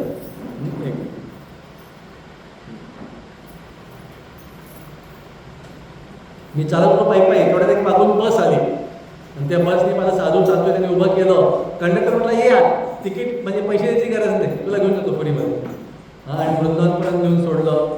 आणि मला म्हणजे सगळीकडे म्हणजे इथे नाही, युरोपमध्ये, अमेरिकेत म्हणजे सगळीकडे ते रोममध्ये सगळीकडे फिरताना नदी किनारी झोपायचे. तर इथे ते यमुना किनारी झोपायला लागले. पहिला दिवस झाला, दुसरा दिवस झाला आणि ते फिरत होते इकडे तिकडे. आणि काही भक्तांशी, इस्कॉनचे काही भक्त होते, गौडीय मठचे काही होते, त्यांच्याशी ओळख झाली. आणि एक जण त्यांना एका व्रजवासींनी पाहिलं. तुम्ही फॉरेन, तेव्हा फॉरेनर लोक खूप कमी होते भारतात 70 साली. तुम्ही फॉरेनर आला आहे, तुम्ही कुठे राहतात? यमुनेत नाही राहतो. तर नाही तुम्हाला एका आश्रममध्ये राहायची सोय करू. म्हणून ते घेऊन गेले एका आश्रममध्ये, ओळख केली की यांना राहू द्या वगैरे. पण मला म्हटले नाही, मी यमुने किनारीच राहायला लागलो. आणि मी ठरवलं होतं, त्यांनी चांगला प्रसाद दिला आणि मी परत यमुने किनारी निघून गेलो राहायला. आणि मी ठरवलं होतं की 3रा दिवस मी 3 दिवस राहीन, 3 दिवसांनी मी परत मथुरेला येऊन ट्रेनने अमरनाथला जाणार. पण 3ऱ्या दिवशी मी पहाटे उठलो तर माझ्या अंगात एकदम जबरदस्त भरपूर ताप आला.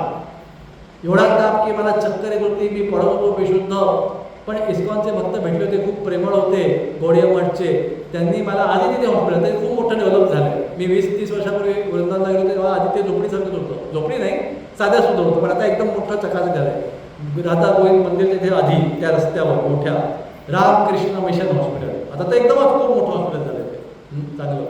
तर त्यांना तिथे नेऊन ॲडमिट केलं. आणि आजू महाराज म्हणतात कॉमन वॉर्ड, 40 लोक होते आणि त्यातले अनेक लोक अगदी मारायला टेकलेले होते. आणि तेव्हा कॉलेरा हा एक भयंकर, काय म्हणूया आजकाल आपलं काय झालं, कोरोनासारखा. आजकाल कॉलेरा ठीक होतो, पण जेव्हा कॉलेराने लोक मरत होते भारतात आणि जगभरात पण, तेवढ्यात माझ्या बाजूला कॉलेरावाले पेशंट होते आणि ते खोकत होते सारखे. आणि कॉलेरा थुंकीने पसरतो. ते एवढे खोकायचे की नक्कीच त्यांचे बारीक बारीक थेंब थुंकीचे सगळीकडे उडायचे. पण त्यांना वेगळं होतं, कसंही त्यांना ठेवण्यात आलं होतं. आणि मला घाबरलं. मागचा एक पेशंट 1-2 दिवसांनी गेला म्हणजे सॉरी वर गेलो. तर मला वाटतं की ह्यांच्या बाजूला मला का ठेवलं आहे. पण काही भक्त यायचे, अश्विन कृष्ण प्रभू यायचे वगैरे वगैरे यायचे आणि त्यांना काही प्रसाद द्यायचे. पण हळूहळू 8 दिवसात ते थोडे बरे झाले. पण डॉक्टरने सांगितलं एवढे कमजोर झालेले की ह्यांना आता 2 महिने प्रवास करता येणार नाही. महाराजांचे प्लॅन 3 दिवसात अमरनाथला जायचं. बघा, ही भगवंताची योजना असते. बरोबर जन्माष्टमीच्या दिवशीच मथुरा त्यांची ट्रेन सुटली आणि अमरनाथला जाणार होते. पण मे बी गोपेश्वर महादेवांनी, ते पण महादेव तिथे, त्यांना वृंदावनला 2 महिने घेऊन घेतलं.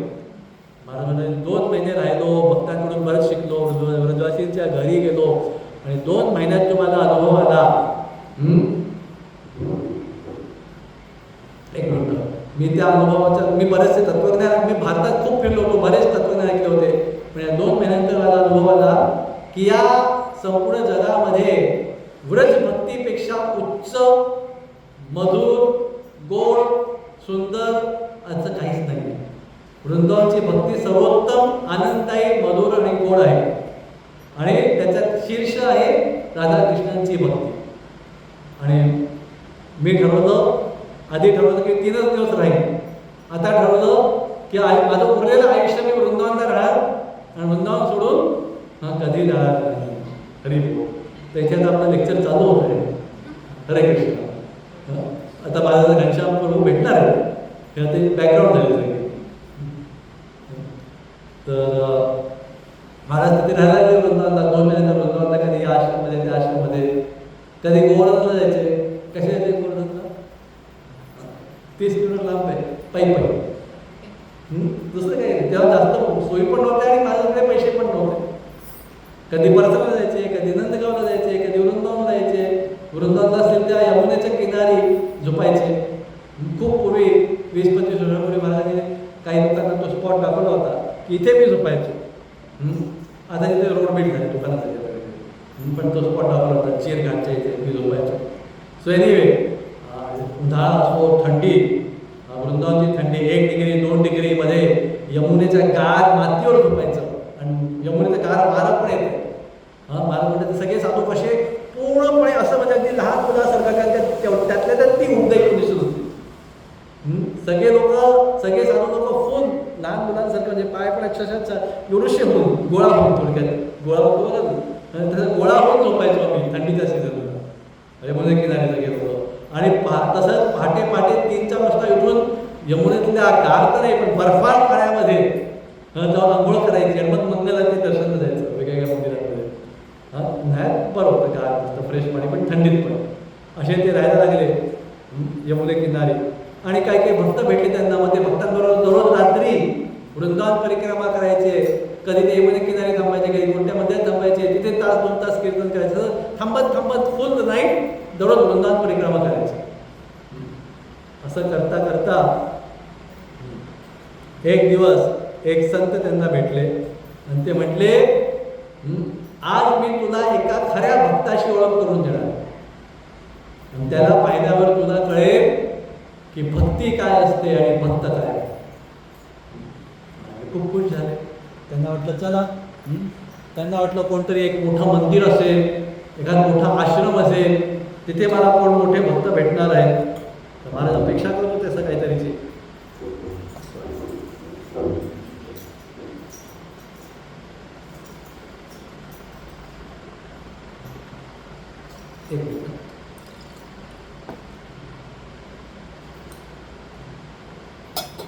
तर आज राधावल्लभ मंदिर आहे कुठेतरी गेला जातं त्या राधावल्लभ मंदिरच्या बाजूला गल्लीतनं आतमध्ये एकदम गल्ली करत एकदम बारीक बोळाच्या बाजूला एक बोळ होता असा बारीक आणि त्या बोळाला असं महाराष्ट्रात तशी ती घरांची रचना थोडी कमी आहे.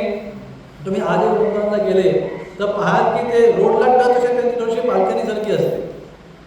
साईडला 2 असं काहीतरी तुम्ही पहा राधा दामोदर मंदिर शिरताना साईडला 2 आहे आणि मधनं तो रस्ता आहे तो आज राधा दामोदर मंदिरात जातो. राधा श्याम सुंदर मंदिरात पण बघा ती बाहेरचे 2 आहे राधारमण मंदिराला आणि तिकडे तो बोळीत नव्हतं. बऱ्याचशा घरात असं रोडवरून असतं थोडंसं एंट्री एरिया त्यातनं एक बोळ असते आणि त्या बोळीतनं आत मग घर असतं. तर तिथे गेले आणि त्या घराच्या एंट्रीत म्हणजे घराच्या बाल्कनीमध्ये आजच्या आपल्या महाराष्ट्राच्या भाषेत त्या तिथे बोळीत जिथं ते घरात एंट्री होते त्या बोळीमध्ये त्याचे जुन्या बांधकामामध्ये तुम्ही पाहिलं असेल आपल्या तारापूरचं होतं भिंतीमध्ये कपाट असायचे. कोणाडे कपाट वगैरे भिंतीमध्ये तर भिंतीमध्ये एक कपाट होतं आणि त्या कपाटामध्ये एका कप्प्यात राधा गोपीचंद वल्लभ होते आणि त्यांचा सेवक होता घनश्यामदास बाबाजी त्यांचं नाव प्रभू घनश्यामदास बाबाजी ते तिथे राहत होते. जो घनश्यामदास बाबाजींना जेव्हा महाराज भेटले काय 70-72 साली तेव्हा ते घनश्यामदास बाबाजी महाराज 70-80 वर्षाचे होते तेव्हा आणि महाराज तरुण 20 वर्षाचे होते आणि गेले 50 वर्ष ते गोपीचंद वल्लभजींची सेवा करत होते. घनश्यामदास बाबाजी मानले बघा 70 साली 70 वर्षाचे होते साधारण आणि गेले 50 वर्ष म्हणजे जे तेव्हा 20 वर्षाचे होते तेव्हा त्यांची फॅमिली म्हणजे 1920 लक्षात घ्या 1920 साली त्यांची फॅमिली पंजाब राजस्थान जिथनं कुठनं होती ती तेव्हा श्रीमंत घरातली त्यांची फॅमिली होती म्हणजे जमीनदार किंवा खोत किंवा असं अति श्रीमंत घरात अति नाही पण बऱ्यापैकी श्रीमंत घरातली त्यांची फॅमिली होती घनश्यामदास बाबाजींची आणि ते तिथे आले होते यात्रेकरता सगळी फॅमिली. पण त्या वृंदावनचा एवढा परिणाम झाला घनश्यामदास बाबाजींवर की यात्रा संपल्यावर ते घरच्यांना म्हटले मी परत नाही येणार. परत नाही येणार हे काय एवढी जमीन जायदाद आंब्याच्या बागा आहेत कोण करणार त्या हे काय परत नाही येणार. त्यांना वाटलं याला थोडं राहायचं आहे यात्रा जास्त करायची. त्याला ठीक आहे आम्ही जातो 1-2 महिन्यांनी येऊ तुला गेला तर घरचे गेले परत 2 महिन्यांनी आले घनश्याम चला आता परत मी परत नाही येणार मी इथेच राहणार आयुष्यभर. त्याने धमकावी दिली तू घरी नाही आला परत आता तर सगळ्या प्रॉपर्टीतनं तुझं नाव काढून टाकू. आता मला भगवान राधाकृष्णाचं नाम जपपेक्षा दुसरं काहीच किमती नाही. घरचे राजून निघून गेले तेव्हा ते 20 वर्षाचे होते. आणि बघा लक्षात घ्या 1920 साली ते आले राहिले म्हणजे 2-4 वर्ष पुढे मागे असेल ना आणि 50 वर्ष राहिले 50 वर्षांनी महाराजांना भेटले. त्या काळी 1920 त्यांचं जे काही शिक्षण होतं ते 1920च्या आधी झालेलं होतं म्हणजे त्या काळी सुद्धा त्यांना चांगलं इंग्लिश बोलता येतं. म्हणजे ते 1920 साली ते इंग्लिश शिकलेले होते. हे खूप मोठा, तुम्हाला कळलं की माहीत नाही, पण खूप मोठी घटना झाली की 1920 साली काही निवडक भारतीय लोकांनाच इंग्लिश चांगलं येत होतं. खरोखर अख्ख्या म्हणजे आजच्या रत्नागिरी जिल्ह्यात एक 50 लोकांना इंग्लिश सांगत असेल 1920 साली, समथिंग लाईक. तर त्यातले ते एक होते, एवढे शिकलेले होते, एवढ्यांच्या घरातले होते. कारण का महाराजांशी ते इंग्लिशमध्ये बोलायचे 50 वर्षानंतर. आधी कोणाशी इंग्लिश बोलते नाही आल्यापासून. तर ते आले आणि म्हटले ह्या काय, त्यांनी पाहिलं एकदम गरिबी, नुसतं एक मळकट पांढरं धोतर आणि एक असं शॉल उपरणं म्हणतो आपण, बाकी काही नाही. आणि दिवसभर नामजप करायचे. अति श्रीमंतीतनं अति गरिबीत ते आपलं आयुष्य काढत होते. त्यांना गरज नव्हती, गेले असते घरी तर मोठा महाल होता, पण नाही. ते म्हटलं ह्यांचं नाव घनश्याम आहे आणि हे भक्तीमध्ये खूप प्रगत आहे. तर महाराजांना कळलं की कसे आले, तर असे आले आणि वृंदावनात राहत होते. घरच्यांनी त्यांना सोडून निघून गेले आणि दिवसभर जप करायचे फक्त. आणि भगवंतांची कशी पूजा करायचे, पुढे जिथे बसले तिथे मातीमध्ये हाताने राधा लिहायचे किंवा श्री राधा, आणि तेच त्यांचे विग्रह लिहिलेलं, आणि त्याच्यासमोर बसून दिवसभर जप करायचे. रात्री ते मातीने नाव पुसून द्यायचे आणि परत रात्रभर जप करायचे. तर असं ते एकदा यमुनेकिनारी बसले होते शेतात, यमुनेकिनारी थोडं लांब शेतात बसले होते, आणि त्यांनी जमिनीवर लिहिलं, काय लिहिलं, श्री राधा, आणि त्याच्यासमोर बसून दिवसभर जप करत होते. आणि संध्याकाळी पुसलं त्यांनी, तर पुसल्यावर त्यांच्या हाताला काहीतरी कडक लागलं, सोनेरी दिसलं. तर त्यांना उत्सुकता आली, त्यांनी खोदता गेले तर संपूर्ण राधाराणी बाहेर आली. आणि बाजूला खोदलं तिथे तर कृष्ण पण बाहेर आले, एवढे उंचीचे. त्या कृष्णाच्या चरणांवर तिथे ते असं प्लॅटफॉर्म असतो, त्या प्लॅटफॉर्मवर नाव लिहिलं होतं, श्री गोपीचंद वल्लभ. ते म्हणतात माझ्याकडे घर नाही, रूम नाही, 1 रुपया पण नाही, ह्यांना नैवेद्य द्यायला काही नाही, हे भिक्षा मागून जगायचे. पण त्यामुळे भगवंतांची इच्छा आहे, हे राधा गोपीचंद वल्लभ आता माझ्याकडून सेवा घ्यायला आलेले आहेत. आणि ते म्हटले तर ह्यांना सोडून मी जाऊ शकत नाही, म्हणजे भिक्षा मागायला पण नाही जायचे. तिथे शेतातच बसून राहायला लागले त्या दिवसापासून. शेतात बसून राहायचे आणि नामजप करायचे. आणि कोणी न मागता जाता येताना कोणाला वाटलं आणि कोणी त्यांना एखाद पोळी आणून दिली, वृंदावनाला पोळी बनते, रोटी भाकरी नाही, एखाद पोळी आणून दिली तर तेवढी ती, म्हणजे असं दररोज मिळायचं असं काही नाही. कधी कोणी दिसलं, वाटलं, पोळी आणून दिली तर तेवढी तीच नैवेद्य करायचं, तेच खायचं. आणि दिवस जेवढं गोपीचंद वल्लभना सोडून मी कसं जाऊ, ते आता माझ्याकडे सेवा घ्यायला आलेले आहेत. आणि सेवा कशी करायची, दिवसभर नामजप करायचं. कोणी लोक जाता येता पाहायचे, नंतर पोळी आणून द्यायचे आणि फक्त पोळी घ्यायचे. कधी 2-4 दिवसात एकदा, कधी 1-2 दिवसात एकदा, कधी 5-7 दिवसात एकदा, आणि यमुनेचं पाणी प्यायचं आणि नामजप करायचं. असं काही महिने किंवा 1-2 वर्ष गेल्यावर एक त्या वृंदावनाच्या फॅमिलीमध्ये एका परिवाराला खूप वाटलं की खूप सिन्सिअर भक्त आहे. तर त्यांनी काय केलं, ह्यांना आपल्या घराच्या त्या काय म्हणूया बोळामध्ये, घरात शेजारच्या बोळामध्ये ते कपाटात भगवंतांना राहायला स्थान दिलं. आणि कपाटाच्या खालीच त्या बोळामध्ये कपाटाच्या खाली ते झोपायचे घनश्यामला. आणि दिवसभर भगवंतांना सोडून कुठे जायचे नाही, दिवसभर ते सेवा करायचे. मग शेवटी त्या घरच्यांना बाकी यांच्याशी काय, त्यांना एवढी दया, ते काय खूप भक्तीत इंटरेस्ट किंवा सिरियसली नव्हते, पण त्यांनी पाहिलं साधू आहे ठीक आहे आपल्या बोळामध्ये राहील म्हणून त्यांनी सोय केली. बाकी काही त्यांनी जास्त सोय नाही केली. पण जवळपासचे 2-3 घरातले काही लोक होते, त्यांना वाटलं की ह्यांची सोय व्हावी, भगवंतांना नैवेद्य लागावं. तर त्यांनी ठरवलं 3 घरामध्ये ते भिक्षा मागायचे जाऊन दररोज, आणि प्रत्येक घरातनं त्यांना दररोज 1-1 पोळी मिळायची. आणि ते 3 पोळी 3 घरातनं आणायचे, गोपीचंद वल्लभला नैवेद्य करायचे, आणि तेवढेच त्यांचं जेवण. पोळीबरोबर लोणचं पण नाही, भाजी तर आमची गोष्ट. वर्षानुवर्ष त्यांचं जेवण काय होतं, दिवसभरातनं फक्त 3 पोळ्या आणि यमुनेचं पाणी, आणि तसं ते जप करायचे. तर आता हे महाराज जेव्हा त्यांना भेटले तेव्हा तसं ते करत त्यांना 50 वर्ष झालेली होती. 50 वर्ष ते तशा त्या पोळामध्ये जगत होते, लक्षात घ्या. तर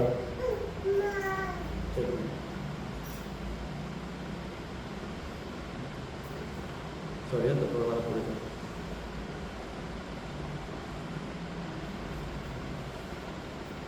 आणि घनश्याम बाबांचा एक मूड होता तेव्हापासून की गोपीनाथ वल्लभजींचा मी एक पतित सेवक आहे, आय एम फॉलोइंग सर्वंट, आणि जो कोण येईल तो गोपीनाथ वल्लभचा स्पेशल गेस्ट. गोपीनाथ वल्लभनी त्यांना बोलवलेलं आहे, तो स्पेशल गेस्ट आहे आणि मी एकदम फॉलोइंग सर्वंट आहे, पतित सेवक आहे, आणि त्या गेस्टची सेवा करणे माझं कर्तव्य आहे. त्याने गोपीनाथ वल्लभ महिन्यात 4-5 लोकच यायचे त्यांच्या गोपीनाथ वल्लभच्या दर्शनला, पण जो कोण आहे त्याची ते फुल सेवा करायचे. तर त्या दिवसापासून महाराज दररोज सकाळी 9 वाजता महाराज यमुने किनारी झोपायचे, पहाटे उठायचे, अंघोळ करायचे, वेगवेगळे मंदिरात कुठे 4:30 वाजता, कुठे 5 वाजता, कुठे 5:30 वाजता, असं वेगवेगळ्या टायमात मंदिरात ते जायचे. सगळ्या मंदिरात त्या संपवून थोडंसं जप वगैरे करून महाराज साधारणपणे 9 वाजता घनश्याम बाबांना भेटायला यायचे आणि त्यांचे थोडा वेळ घालायचे. एक दिवस घनश्याम बाबा त्यांना म्हटले, आज तुम्ही दुपारी परत या.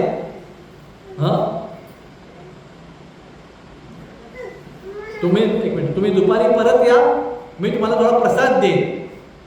तुम्हाला म्हटले प्रसाद मिळणार आहे, नाही कसं म्हणणार.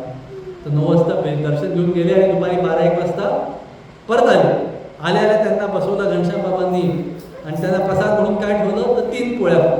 त्यात गोड पण नाही, मीठ पण नाही. त्यांनी 3 पोळ्या महाराजांनी खाल्ल्या आणि थोड्या वेळ गप्पा मारून निघून गेले. ते म्हटले उद्या पण या दुपारी प्रसादाला. उद्या पण आले, त्या 3 पोळ्या खायला दिल्या. त्यांच्याकडे दुसरं काय खायचं सोय नव्हती दिवसभर. म्हणजे बघा, मला तर एवढं त्याग जमल्यास मला वाटत नाही की आपल्या सगळ्या जेवणच घेऊन टाकायचं एखाद दिवस. ठीक आहे, ते सुद्धा खूप मनात वाईट वाटतं की काय आता कुठनं आला याला जवळ. पण त्यांनी स्वतःवर आनंदाने 3रा दिवस पण म्हटले उद्या पण ये. असे 3 दिवस झाले. मला माहीत नव्हतं, महाराज जायचे, त्याचा प्रसाद खायचे आणि निघून जायचे. तर 4थ्या दिवशी महाराज जायला लागले तिथे. तर एक दुसरा साधू ओरडून म्हटला, रिचर्ड. त्या उडगावच्या लोकांनी ना, तो पण महाराजांचं नाव रिचर्डपासून दीक्षा वगैरे नव्हती घेतली महाराजांनी, पण त्यांनी आपलं मैत्रिणी नाव ठेवलं होतं रथीन कृष्णदास. तर म्हटलं, रथीन, तुझ्यामुळे घनश्याम 4 दिवस उपाशी आहे. 4 दिवस उपाशी? ह्यांना कळलं नाही. म्हणत काय झालं? ते म्हणतात, तू त्याच्या पोळ्या खातोय, म्हणजे रोट्या खातोय, म्हणून तू उपाशी. त्याला तेवढ्याच 3च पोळ्या त्याला दररोज भिक्षेत मिळतात 3 घरातनं, आणि ते दररोज तेवढेच खायचे गोपीनाथ वल्लभना नैवेद्य करून. आणि गेले 3 दिवस झाले तू त्याच्या पोळ्या खातो. एवढं वाईट वाटलं. ते गेले पण, आणि गेल्या त्यांना बसवलं परत. बघा, तुम्ही 4 दिवस फास्टिंग केलेलं आहे, तुमच्या पोळ्या तुम्ही दुसऱ्याला वाढताय. अडवलो कधी मला जमेल असं, मला वाटत नाही मला असं जमेल. 4 दिवस फास्टिंग केल्यावर, आणि तेवढंच तुमच्याकडे 3च पोळ्या आहेत, बाकी भाजीची पण नाही काही. तर त्यांना बसवलं आणि प्रेमाने एकदम उत्सुकतेने फुल उत्साहाने त्यांच्यासमोर त्या पोळ्या ठेवल्या. मला म्हणले मी नाही खाणार, ह्या तुमच्या पोळ्या आहेत. म्हणजे कोण म्हटलं माझ्या पोळ्या? ह्या गोपीनाथ वल्लभजींचा प्रसाद आहे, तू त्यांचा स्पेशल गेस्ट आहे, तू त्यांचा हा प्रसाद खाल्ल्यावर त्यांना खूप आनंद होईल. महाराज म्हटले नाही, ह्या तुमच्या पोळ्या आहेत आणि मी खाणार नाही. त्यांना नाही, अजून खूप पोळ्या आतमध्ये आहेत, खूप रोटे आतमध्ये आहेत. तर महाराज म्हटले दाखवते. त्यांना नाही, नो नीड. ते काय इंग्लिशमध्ये म्हणायचं, नो नीड म्हणजे काही जरुरी नाही आहे, काही गरज नाही आहे, पोळ्या बघायची गरज नाही आहे, खूप आहे, आत खूप आहे, तुम्ही या खावा. त्याच्यात गोपीनाथ वल्लभ हे राधाणीचे पती आहेत. राधाणी म्हणजे लक्ष्मी आहे. काय लक्ष्मीकडे काय पोळ्या नसणार काय? लक्ष्मीकडे काय पोळ्यांची कमतरता असणार आहे? खूप पोळ्या आतमध्ये आहेत. तुम्ही या 3 पोळ्या खा. तर महाराज म्हटले तोपर्यंत तुम्ही 3 पोळ्या दाखवत नाही, एक्स्ट्रा पोळ्या दाखवत नाही, तोपर्यंत तुम्ही खाणार नाही. तर आणि शेवटी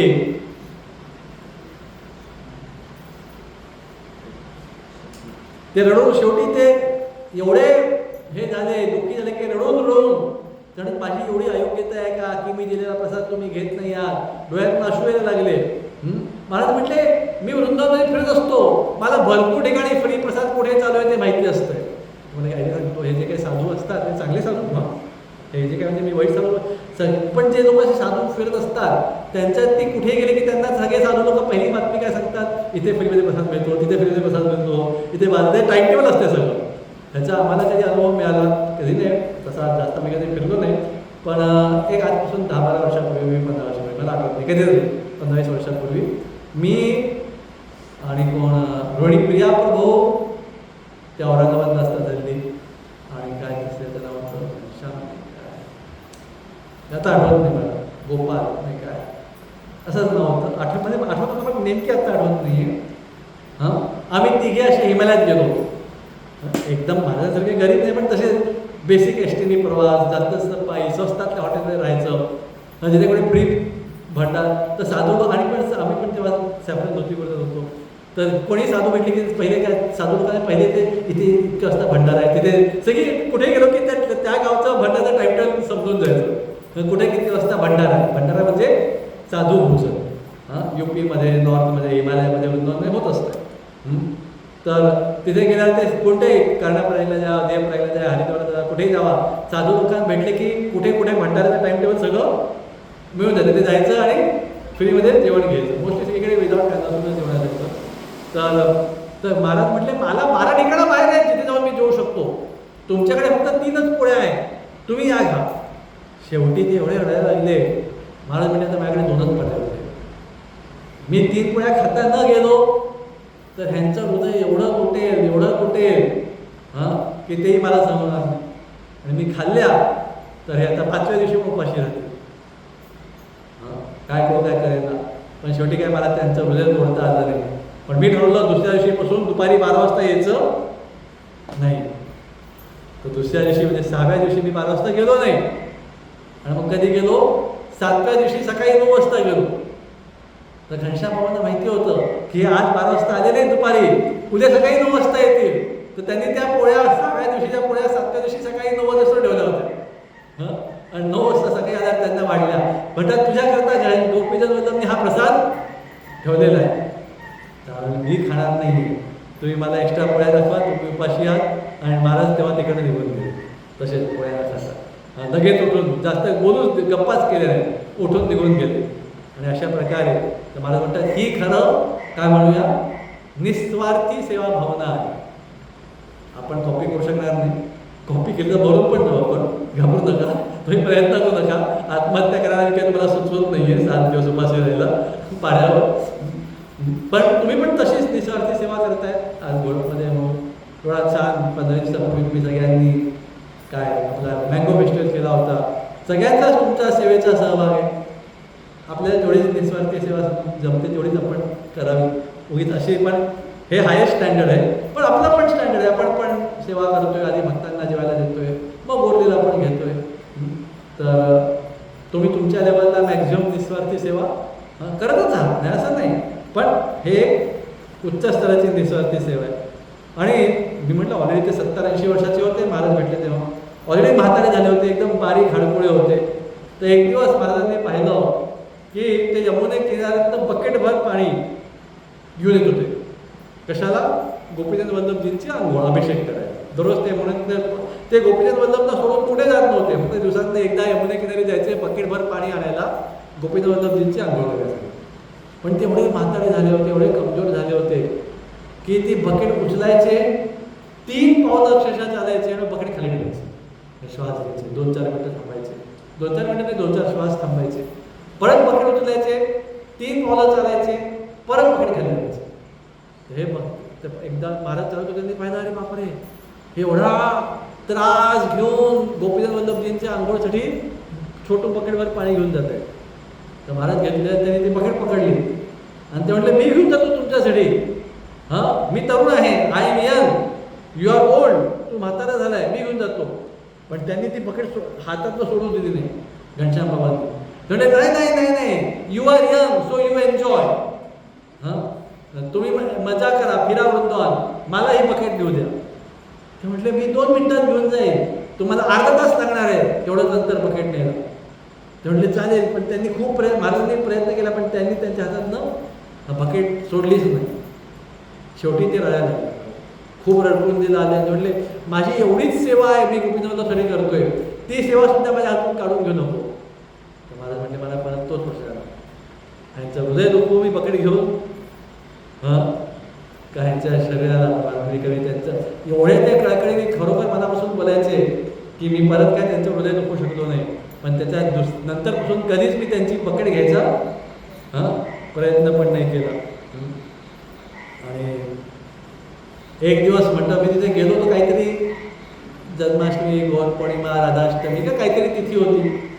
तर लोकांनी त्यांना 3 पोळ्या दिलेल्या होत्या, पण 3 पोळ्यांबरोबर मे बी छोटीशी वाटी याची छोटीशी वाटी खीर दिली होती.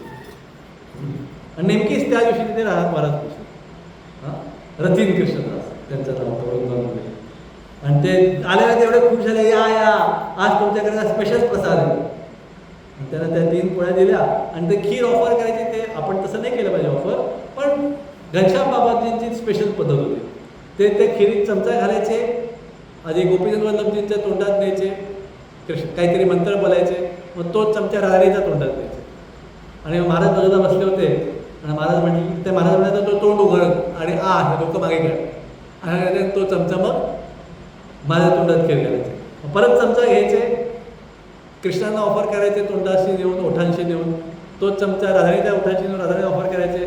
आणि परत रिचर्डला किंवा रतीन कृष्णाला म्हणायचे तोंड उघड. तशी अर्धी वाटी संपली, वाटी छोटी छोटी 4-5 8 चमच्यानंतर. तर रतीन कृष्ण राधा महाराज म्हटले, घनश्याम वर्षभरात तुला एकदा खीर मिळाली, बाकी दररोज 3च पोळ्या खातो, फक्त मीठ पण नाही, लोणचं पण नाही, नुसतंच 3 पोळ्या.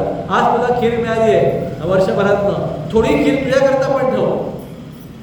नाही नाही नाही, तू गोपीचंद वल्लभचा काय आहे, गेस्ट आहे, स्पेशल गेस्ट. मी एकदम पतित सेवा सर्वंट आहे. असं करत त्यांनी संपूर्ण जी काय छोटीशी खीर होती ती एक चमचा असा, 1 चमचा असा महाराजच्या तोंडात असं करत त्यांनी ती सगळी खीर पण संपवून टाकली. म्हणजे आपल्याला काय, आपण सॉरी तुम्ही सगळे महान भक्त आहात, आपण आपल्याकडे भरपूर आंबे असतात, तेव्हा आपण भरपूर आंबे देतो. पण खरं तर मे 25 तारखेपर्यंत आंबे घेऊन आपलं मन भरत आलेलं असतं. पण ॲटलिस्ट तेवढा तरी आपण खातो. पण वर्षात 1 दिवसच त्यांना एवढीशी खीर मिळणार आहे, ती पण त्यांनी त्या वर्षी सगळी रथिन कृष्णांना खाऊ दिली. आणि ओके, मग महाराज असे फिरायचे. ते म्हटले रथिन कृष्ण कधीच सेवा सोडून बसत नव्हते. 24 तास दिवस रात्र कधी त्यांना पहा सेवा. काय सेवा, कधी चंदन उघडायचे, ते भगवंताला लावायचे, कधी भगवंताला ड्रेस बदलायचे, आरती करायचे. आणि काहीच नसेल तर दिवसभर तिथे बसून भगवंतांच्या आनंदाकरता कीर्तन करायचे. असं थोडं रिलॅक्समध्ये बसलो आहे, थोडं यूट्यूबला पाहू काय होतं आहे आजकालच्या आयुष्यात. असं टाईमपास नव्हताच त्यांच्या आयुष्यात. रात्री 2-4 तास झोपायचे, तेवढं सोडून बाकी सकाळपासून रात्रीपर्यंत सेवा, नसेल तर कीर्तन सेवा ते करायचे. कधी असं एकही सेकंद वेगळा घालवला नाही. एक दिवस मला तिथे रात्री पोहोचले.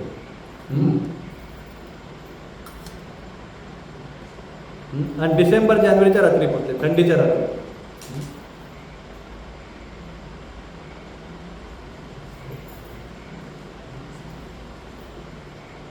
तर त्यांनी भगवंतांना झोपवलं आणि मग म्हणले, महाराज म्हणले ठीक आहे, झोपवल्यावर भगवंताच्या आनंदाकरता बराच 1-2 तास कीर्तन केलं आणि म्हणले ठीक आहे आता मी जातो. तर रतीन कृष्ण म्हणले कुठे जातो, म्हटलं झोपायला. म्हटलं कुठे, म्हटलं यमुने किनारी. मी दररोज यमुने किनारी झोपतो. नाही, जानेवारीचा महिना आहे, खूप थंडी आहे, यमुनेच्या किनारी कसा झोपणार तू 1 डिग्रीमध्ये, आणि त्या यमुनेचं गार वारं येत आहे सगळं, तू इथे झोप. हे काय असं बंद खोली नव्हती, चिरे उघड्या बाल्कनीच होती, पण ॲटलिस्ट यमुनेच्या किनाऱ्याच्या डायरेक्ट वाऱ्यापेक्षा थोडंसं तर पोळीमध्ये. म्हटलं तू आज इथे झोप. ठीक आहे. खोलीतलं 2 डिग्री, त्यात ते लादीवर झोपून गेले. यमुने किनारी महाराज सांगतात एवढी थंडी असायची, आम्ही सगळे अक्षरशः फुल गोल होऊन झोपायचो, फुल टायरसारखं गोल. डोकं फुल असं घालून होतं. एवढ्या थंडीत दुसरं शक्यच नव्हतं स्वतःला उबदार ठेवायला. आता इथे ते झोपले लादीवर गार. आणि घनश्याम बाबा कशाला झोपायचे, गोंडपाट, आपली गोणी असते ना गोंडपाट, गोंडपाट घातली आणि त्यांच्याकडे एक खूप जुनं एकदम विरळ झालेलं फाटकं फुटकं ब्लँकेट होते. तर मला म्हटले तुम्ही झोपा ते ब्लँकेट घेऊन. म्हटले नाही नाही नाही नाही, तुम्ही कोण आहात, तुम्ही घनश्याम बाबांचे, नाही घनश्याम बाबा नाही, गोपीचंद वल्लभचे स्पेशल गेस्ट आहात, तुम्ही आरामात झोपा. आणि जबरदस्तीने त्यांनी महाराजांच्या अंगावर हा ब्लँकेट घातलं. आणि ते बाजूला झोपले, हे जमिनीवर इथे झोपले. थोड्या वेळाने पाहतात तेवढी थंडी वाढली होती की घनश्याम बाबांच्या अंगावर काहीच नाही, फक्त पातळ जुनी झालेली धोती आणि वर नुसतं शॉल. हल्ली आपण लोक जातो तो बंद रूम लागते, मग त्याच्यात गाद्या लागतात आणि त्याच्यावर एवढं जाड रजई लागते थंडीच्या सीझनला, ब्लँकेट लागतात झोपायला आणि काय गरम पाणी लागतं आहे तरी बोल. तर तिथे ते आणि भारत म्हणतात मला ब्लँकेट थोडंसं ऊब आहे, एका ब्लँकेटने काम होत नसतं तिथल्या थंडीत, ज्या त्या उड्या होते सुद्धा. आणि बाजूला पाहिलं तर घनश्याम बाबा होते ते वाऱ्यावरच्या एखाद्या वाढलेल्या पानासारख्या थरथर थरथर थरथर असे फुल कापत होते. तर मी उठलो, माझ्या अंगावरचं ब्लँकेट काढलं आणि त्यांच्या अंगावर घालायला जसं ब्लँकेट त्यांचा स्पर्श झालं, टच झालं, तसं ते लगेच उठले. नो नीड ह्याची गरज नाही, तू ब्लँकेट घे. तर मला म्हटलं तुझं ब्लँकेट आहे हे, तू थंडी थरथर थरथर थरथर पाण्यासारखा कापतोय, म्हणजे नाही तू गेस्ट आहे, तू घे ब्लँकेट. महाराज म्हटले तुम्ही हे ब्लँकेट घेतलं नाही तर मी चाललो यमुनेकडे झोपायला. विदाऊट ब्लँकेट का नाही, इथे तू झोप, मी ब्लँकेट घेतो. आणि ते ब्लँकेट घेऊन झोपायचे आणि महाराज बाजूला विदाऊट ब्लँकेट झोपायचे. आणि महाराज असं झोपायचो मी. आणि अर्धा पाऊण तासाने मला म्हटलं थोडं उबदार वाटतंय मला. मी उठून बघायचो तो ब्लँकेट माझ्या अंगावर आहे आणि बाजूला पाहिजे होता एक घनश्याम बाबा परत थरथर थरथर थरथर थरथर असे नुसते अक्षरशः जमिनीवर असे कापत बसायचे. मग मी उठायचो, अलगद ब्लँकेट त्यांच्या अंगावर टाकायचो. ज्या क्षणी ब्लँकेट त्यांना टच होईल तेव्हा तो उठून बसायचं. नो नीड या ब्लँकेटची मला गरज नाही. म्हणायचं मी परत धमकी देतो, तुम्ही हे ब्लँकेट घेतलं नाही तर मी चाललो यमुनेकडे झोपायला. इथे यमुनेकडे जाऊ नको, ब्लँकेट मी घेतो. आणि मग ते ब्लँकेट घेऊन झोपायचे. आणि अर्धा पाऊण तासाने मी म्हणतोय थोडं मला परत गरम गरम वाटतंय. असं कसं तो उठून बसतो, ब्लँकेट माझ्या अंगावर.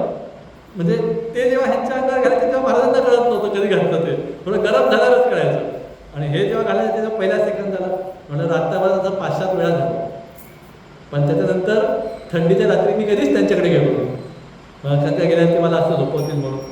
तर अशा प्रकारे मला सांगतात की हे पूर्णपणे निस्वार्थी आणि काही स्वतःकरता उपभोग घ्यायची त्यांची इच्छा नव्हती. फक्त गोपीनाथ वल्लभ आनंदात राहावे आणि त्यांचे भक्त आनंदात राहावे.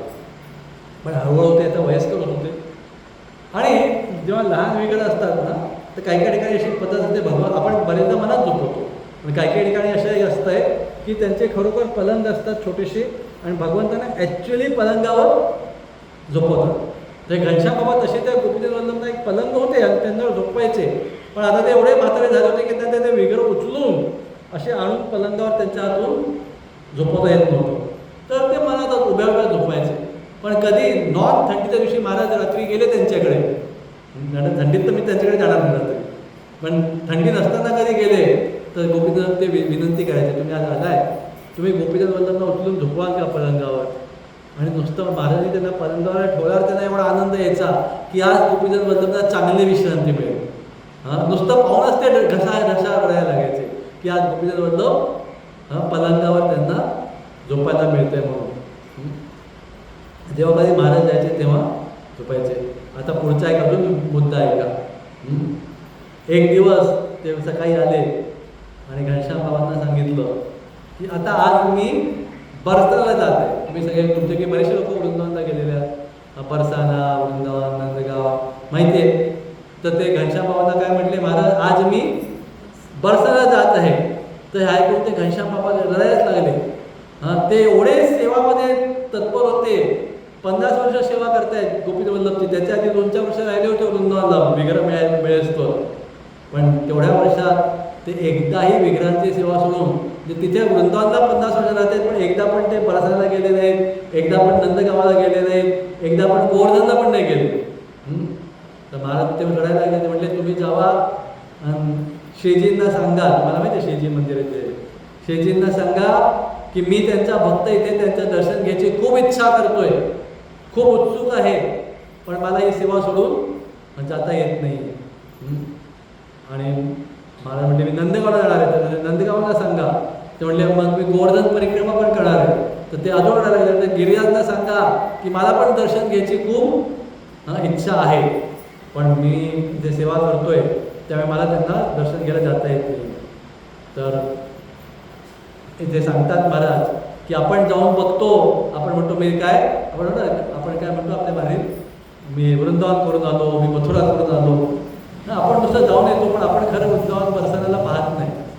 खरं हे होते घनश्याम बाबा, ते खरं परसानाला गेले नाहीत, पण त्यांनी खरोखर परसाना काय आहे ते त्यांनी पाहिलं. ते म्हणतात त्यांच्या त्या मंदिरात महिन्यातनं 5-7 साधू लोक कधी कधी त्यांना एखाद दोनदा भेटायला यायचे. पण एकदा काय झालं, एकदा माझा व्हिसा संपला. तुम्हाला माहिती आहे बाहेरच्या देशात जायला व्हिसा लागतो. तर हे अमेरिकन आहेत राहणार महाराज, त्यांना भारतात यायला व्हिसा लागतो. तर ते म्हटले एकदा माझा व्हिसा संपला भारतातला, तर मला बाहेर जावं लागणार. तर लोक म्हटले बघा तुम्ही जाणार तर तुम्ही काय करा, मिथिलेला जावा. मिथिला म्हणजे प्रभू रामचंद्रांची बरसाना, म्हणजे सीतामय्याचं गाव. बरसाना आहे ते राधानीचं गाव आहे.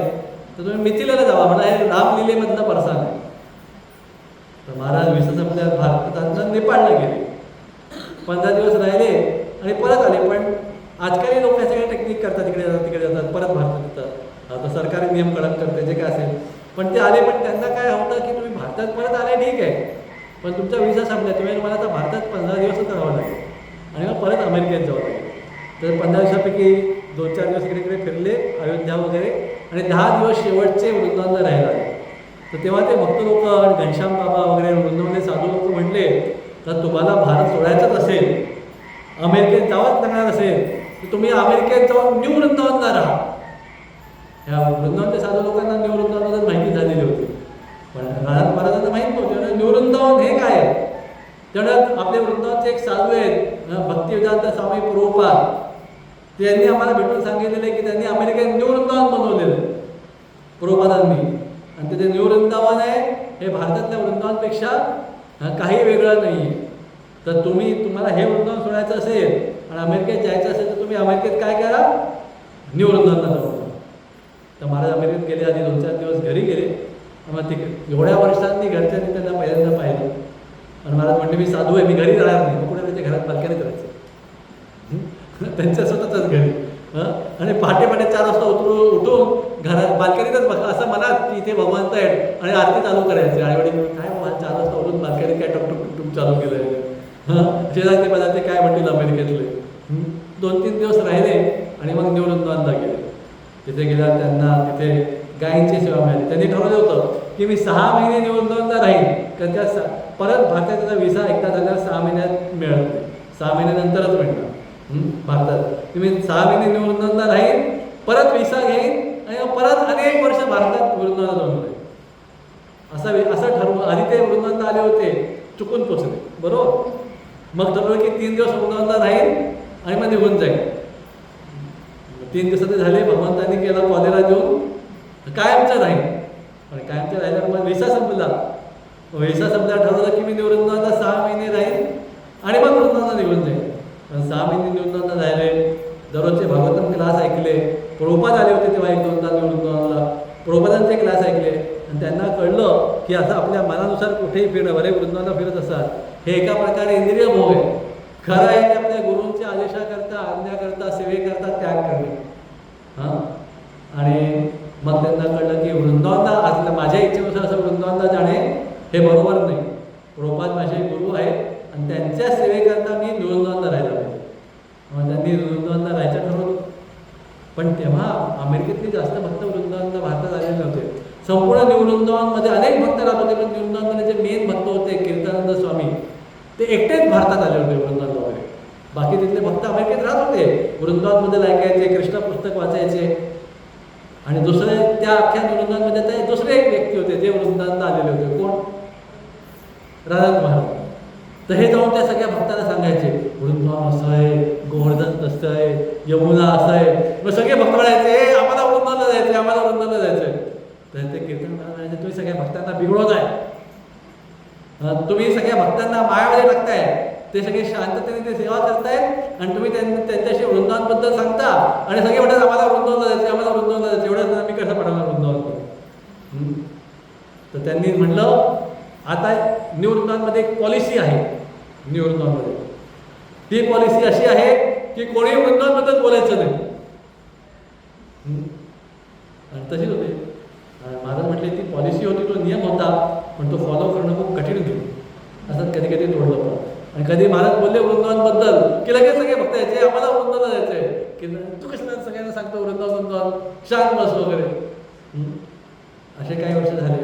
मग काही वर्षांनी कीर्तनानंद स्वामी ते तिथले इन्चार्ज होते, ते राधानाथ महाराज, तेव्हा त्यांचं नाव होतं राधानाथ दास, ब्रह्मचारी होते. त्यांच्या मागे ते लागले होते काय करायला, संन्यास घे, संन्यास घे, तू आता संन्यास घे. महाराजांची इच्छा नव्हती, पण एवढं ते घे घे म्हणायला लागले. मग शेवटी ते म्हणले तू संन्यास घेतला तर तुला मी भारतात वृंदावनाला जायला परवानगी देईन. कारण काहींची इच्छा होती. 11 वर्ष ते राहिले होते त्या वृंदावनाला. काय ठरवून झाले होते वृंदावनाला, 6 महिने राहील लगेच. पण प्रभुपादांचे उपदेश ऐकून आता ते 11 वर्ष वृंदावनाला राहिले होते. आणि ते संन्यास घे असं त्यांचे इन्चार्ज सांगत होते, मागे लागले होते की संन्यास घे. नाही म्हणतो, पण शेवटी ते एवढे असं लागले की मला म्हटले की आता मला नाही म्हणणं कठीण केलं. वाटतं संन्यास काय असं वृंदावनाला जायला मिळेल म्हणून घ्यायचा असतो नाही, असं ते काय म्हणजे अशा करता संन्यास घ्यायचा नसतो. पण मी घेतला आणि नंतर त्यांनी मला स्वतःहून वृंदावनाला जायला पाठवलं, भारतात पाठवलं.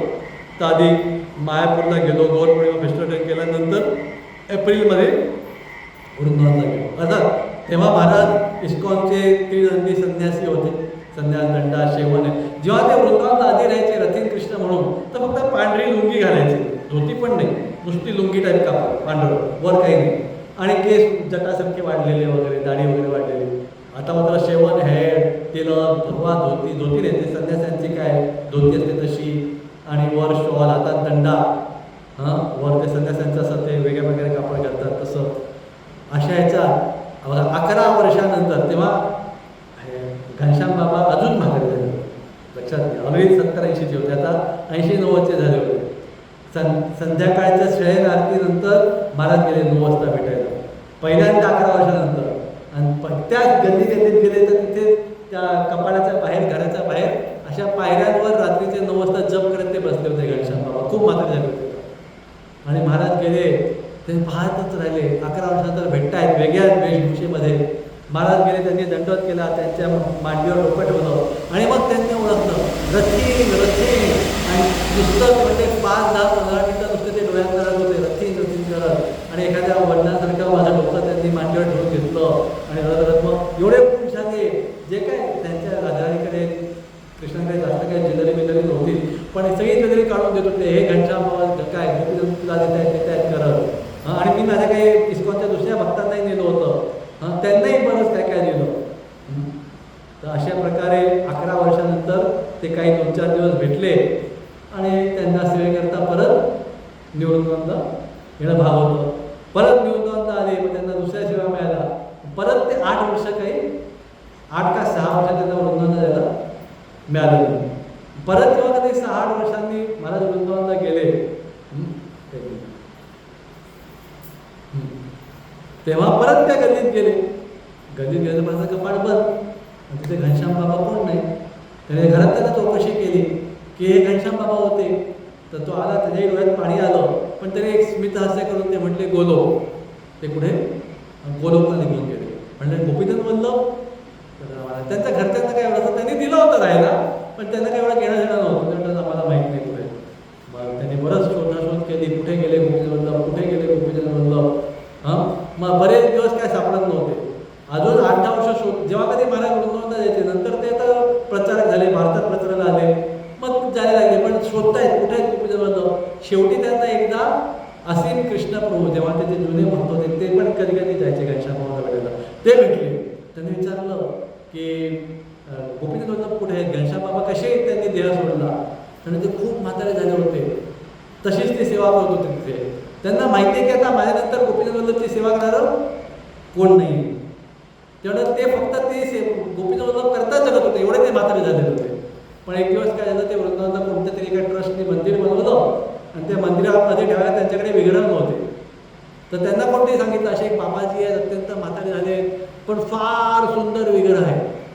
तर ते ट्रस्टवाले गेले आणि लगेच त्यांनी आनंदाने त्यांना तिथे भगवंतांना शिफ्ट केलं. ते खुश झाले की आता गोपीचंद वल्लभला एक मोठं मंदिर 60-70 वर्षानंतर मोठं मंदिर मिळालेलं आहे. आणि मग त्या ट्रस्टने ह्यांनाही आणलं पुजारी म्हणून, आणि हे तिथे पूजा करायला लागले, पण खूप वयस्कर झाले होते.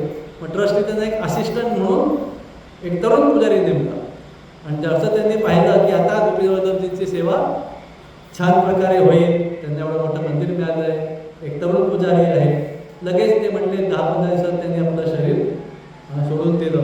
अर्थात नक्कीच भगवत धामात ते गेले.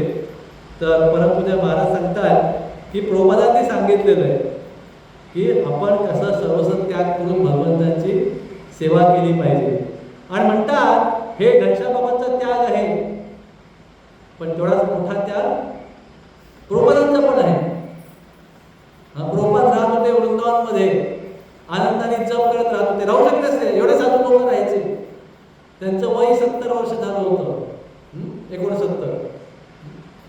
आणि त्या 69व्या वर्षी प्रभुपादांनी वृंदावन सोडून कुठे गेले तर न्यूयॉर्कमधल्या बावडीत त्या बोटीत त्यांना, तर तोही मोठा त्याग आहे. हा पण एक मोठा त्याग आहे घनश्याम बाबांचा आणि श्रील प्रभुपादांचा पण. कारण काय जसं म्हटलं तसं त्या 22च्या भेटीमुळे, पण 22ची भेट झाल्यानंतर पण 1965 साली 65 ते 77 1965 साली पण वयाच्या 69व्या वर्षी समजा प्रभुपाद नसते गेले अमेरिकेत तर त्या बोटीत 2दा हार्ट अटॅक आले आणि न्यूयॉर्कला पोहोचल्यावर बावरीत राहिले. बावरी म्हणजे संपूर्ण तिथे लोक नशापान करतायत, वेश्यावृत्ती करतायत, ड्रग्स पितायत, रस्त्यावर दारू पिऊन झोपलेले आहेत. अशा लोकांच्या मध्ये त्यांना राहावं लागतं बावरीमध्ये. तर हाही म्हणतात, महाराज सांगतो की हाही प्रभुपादांचा वेगळ्या प्रकारचा मोठा त्याग आहे. त्यांनी त्याग केला प्रभुपादांनी आणि म्हणून आज आपण पाहतो अख्ख्या परंपरेची कृपा, अख्ख्या परंपरेची कृपा हजारो लोकांना जगभरात मिळालेली आहे.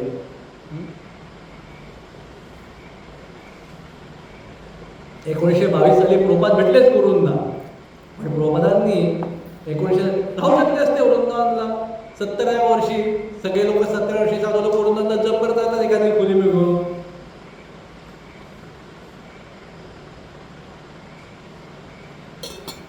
नुसतं अमेरिकेत आले तर रात्री फक्त 2च तास झोपायचे, 3 तास, आणि रात्रभर जागून जागून त्यांनी कृष्णा पुस्तक, भागवतम, चैतन्य चरितामृत, उपदेशामृत, काय काय काय काय नाही लिहिलं. वेळ नाही आहे आपल्याकडे, पण मी काय म्हटलं भक्ती रसामृत सिंधू. तर काल परवाच मी हिज होलीनेस भक्ती चारू महाराजांचं एक लेक्चर ऐकत होतो. ते 2020 का 21 साली गेले समजलेली त्यांची भक्ती चारू महाराज. तर ते सांगत होते की बघा प्रभुपादांनी कसं, ते म्हणले मी जर्मनीत शिकत होतो, जर्मनीत हो का, जर्मनीमध्ये भक्ती चारू महाराज का कॅनडामध्ये, पुढे ते भारतीय ते बंगालीच आहे, पण जर्मनीत जॉब करत होतो. पण मला एवढं वाटलं की मी परत भारतात येणार आणि मला गुरु पाहिजे. ते भारतात आले होते भक्ती चारू महाराज, भारतभर फिरत होते, अनेक गुरूंना भेटले, साधूंना भेटले, पण ते म्हटले ह्यांच्याचा कोणीही मला योग्य गुरु वाटला नाही. आणि मग शेवटी अनेक महिने वर्ष प्रयत्न केल्यावर मी म्हटलं मला काही गुरु भेटणार आहे, मी गुरु शोधायचा प्रयत्न सोडून दिला. आणि तेव्हा मला भक्ती रसामृत सिंधू, इंग्लिशमध्ये नेक्टर ऑफ डिवोशन, हे प्राप्त झालं. आणि जसं मी पहिल्या पानापासून वाचायला चालू केलं तेव्हा मला कळलं की ह्याचा जो लेखक आहे ते खरे गुरु आहे. तेव्हा प्रभुपादांच्या एका, आणि भक्ती चारू महाराजांनी पुढे काय केलं हा एक वेगळा विषय झाला. तर प्रभुपादांच्या एका रात्र जागून पुस्तकांनी असा, आता हे प्रभुपादांचाही तेवढाच मोठा त्याग आहे, घनश्याम बाबांचाही तेवढाच मोठा त्याग आहे, आणि प्रभुपादांचे वेगळ्या प्रकारे तेवढाच मोठा त्याग आहे.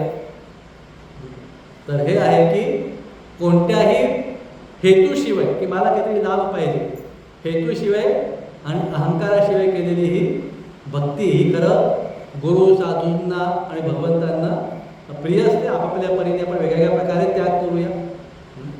आपण आपल्या लेवलला एखाद मॅन्कोफेशल करून त्याग करतोय, कोणी दुसऱ्या प्रकारे अजून दुसऱ्या प्रकारे त्याग करत आहे. नक्कीच प्रभुपादांसारखा किंवा घनश्याम बाबांसारखा आपण त्याग नाही करू शकत, ठीक आहे, पण आपण छोटा जरी त्याग करू शकत असू तरी त्याग छोटा आहे, पण आपली भावना नक्कीच तुळापी सोनीचे न तोरो रेव सहिष्णू, अत्यंत नम्र भावना पाहिजे. भले त्याग आपण छोटा करू शकत असू, पण भावना तरी नम्र पाहिजे. आणि त्यामुळे प्रभुपादांचे जे कार्य आहे त्यात तिळाचा तरी सहभाग व्हायचा आपण प्रयत्न केला पाहिजे. तर हे जेवढं आपण निस्वार्थी म्हणून त्याग करून सेवा करू तेवढं आपल्याला खरं आपल्या आत्म्याला खरा आनंद मिळणार, हे लक्षात घ्या. तेवढा आपल्या आत्म्याला खरा आनंद मिळणार आहे. सॉरी थोडाच वेळ घेणार होतो मी, तरी जवळजवळ ऑलमोस्ट 1.5 तास घेतला. हरे कृष्णा. तसं बरंच काय अजून बोलण्यासारखं, पण आज थांबूया, नंतर कधी परत. श्रील प्रभुपाद की. हे घनश्याम दास बाबाजी महाराज की. हरे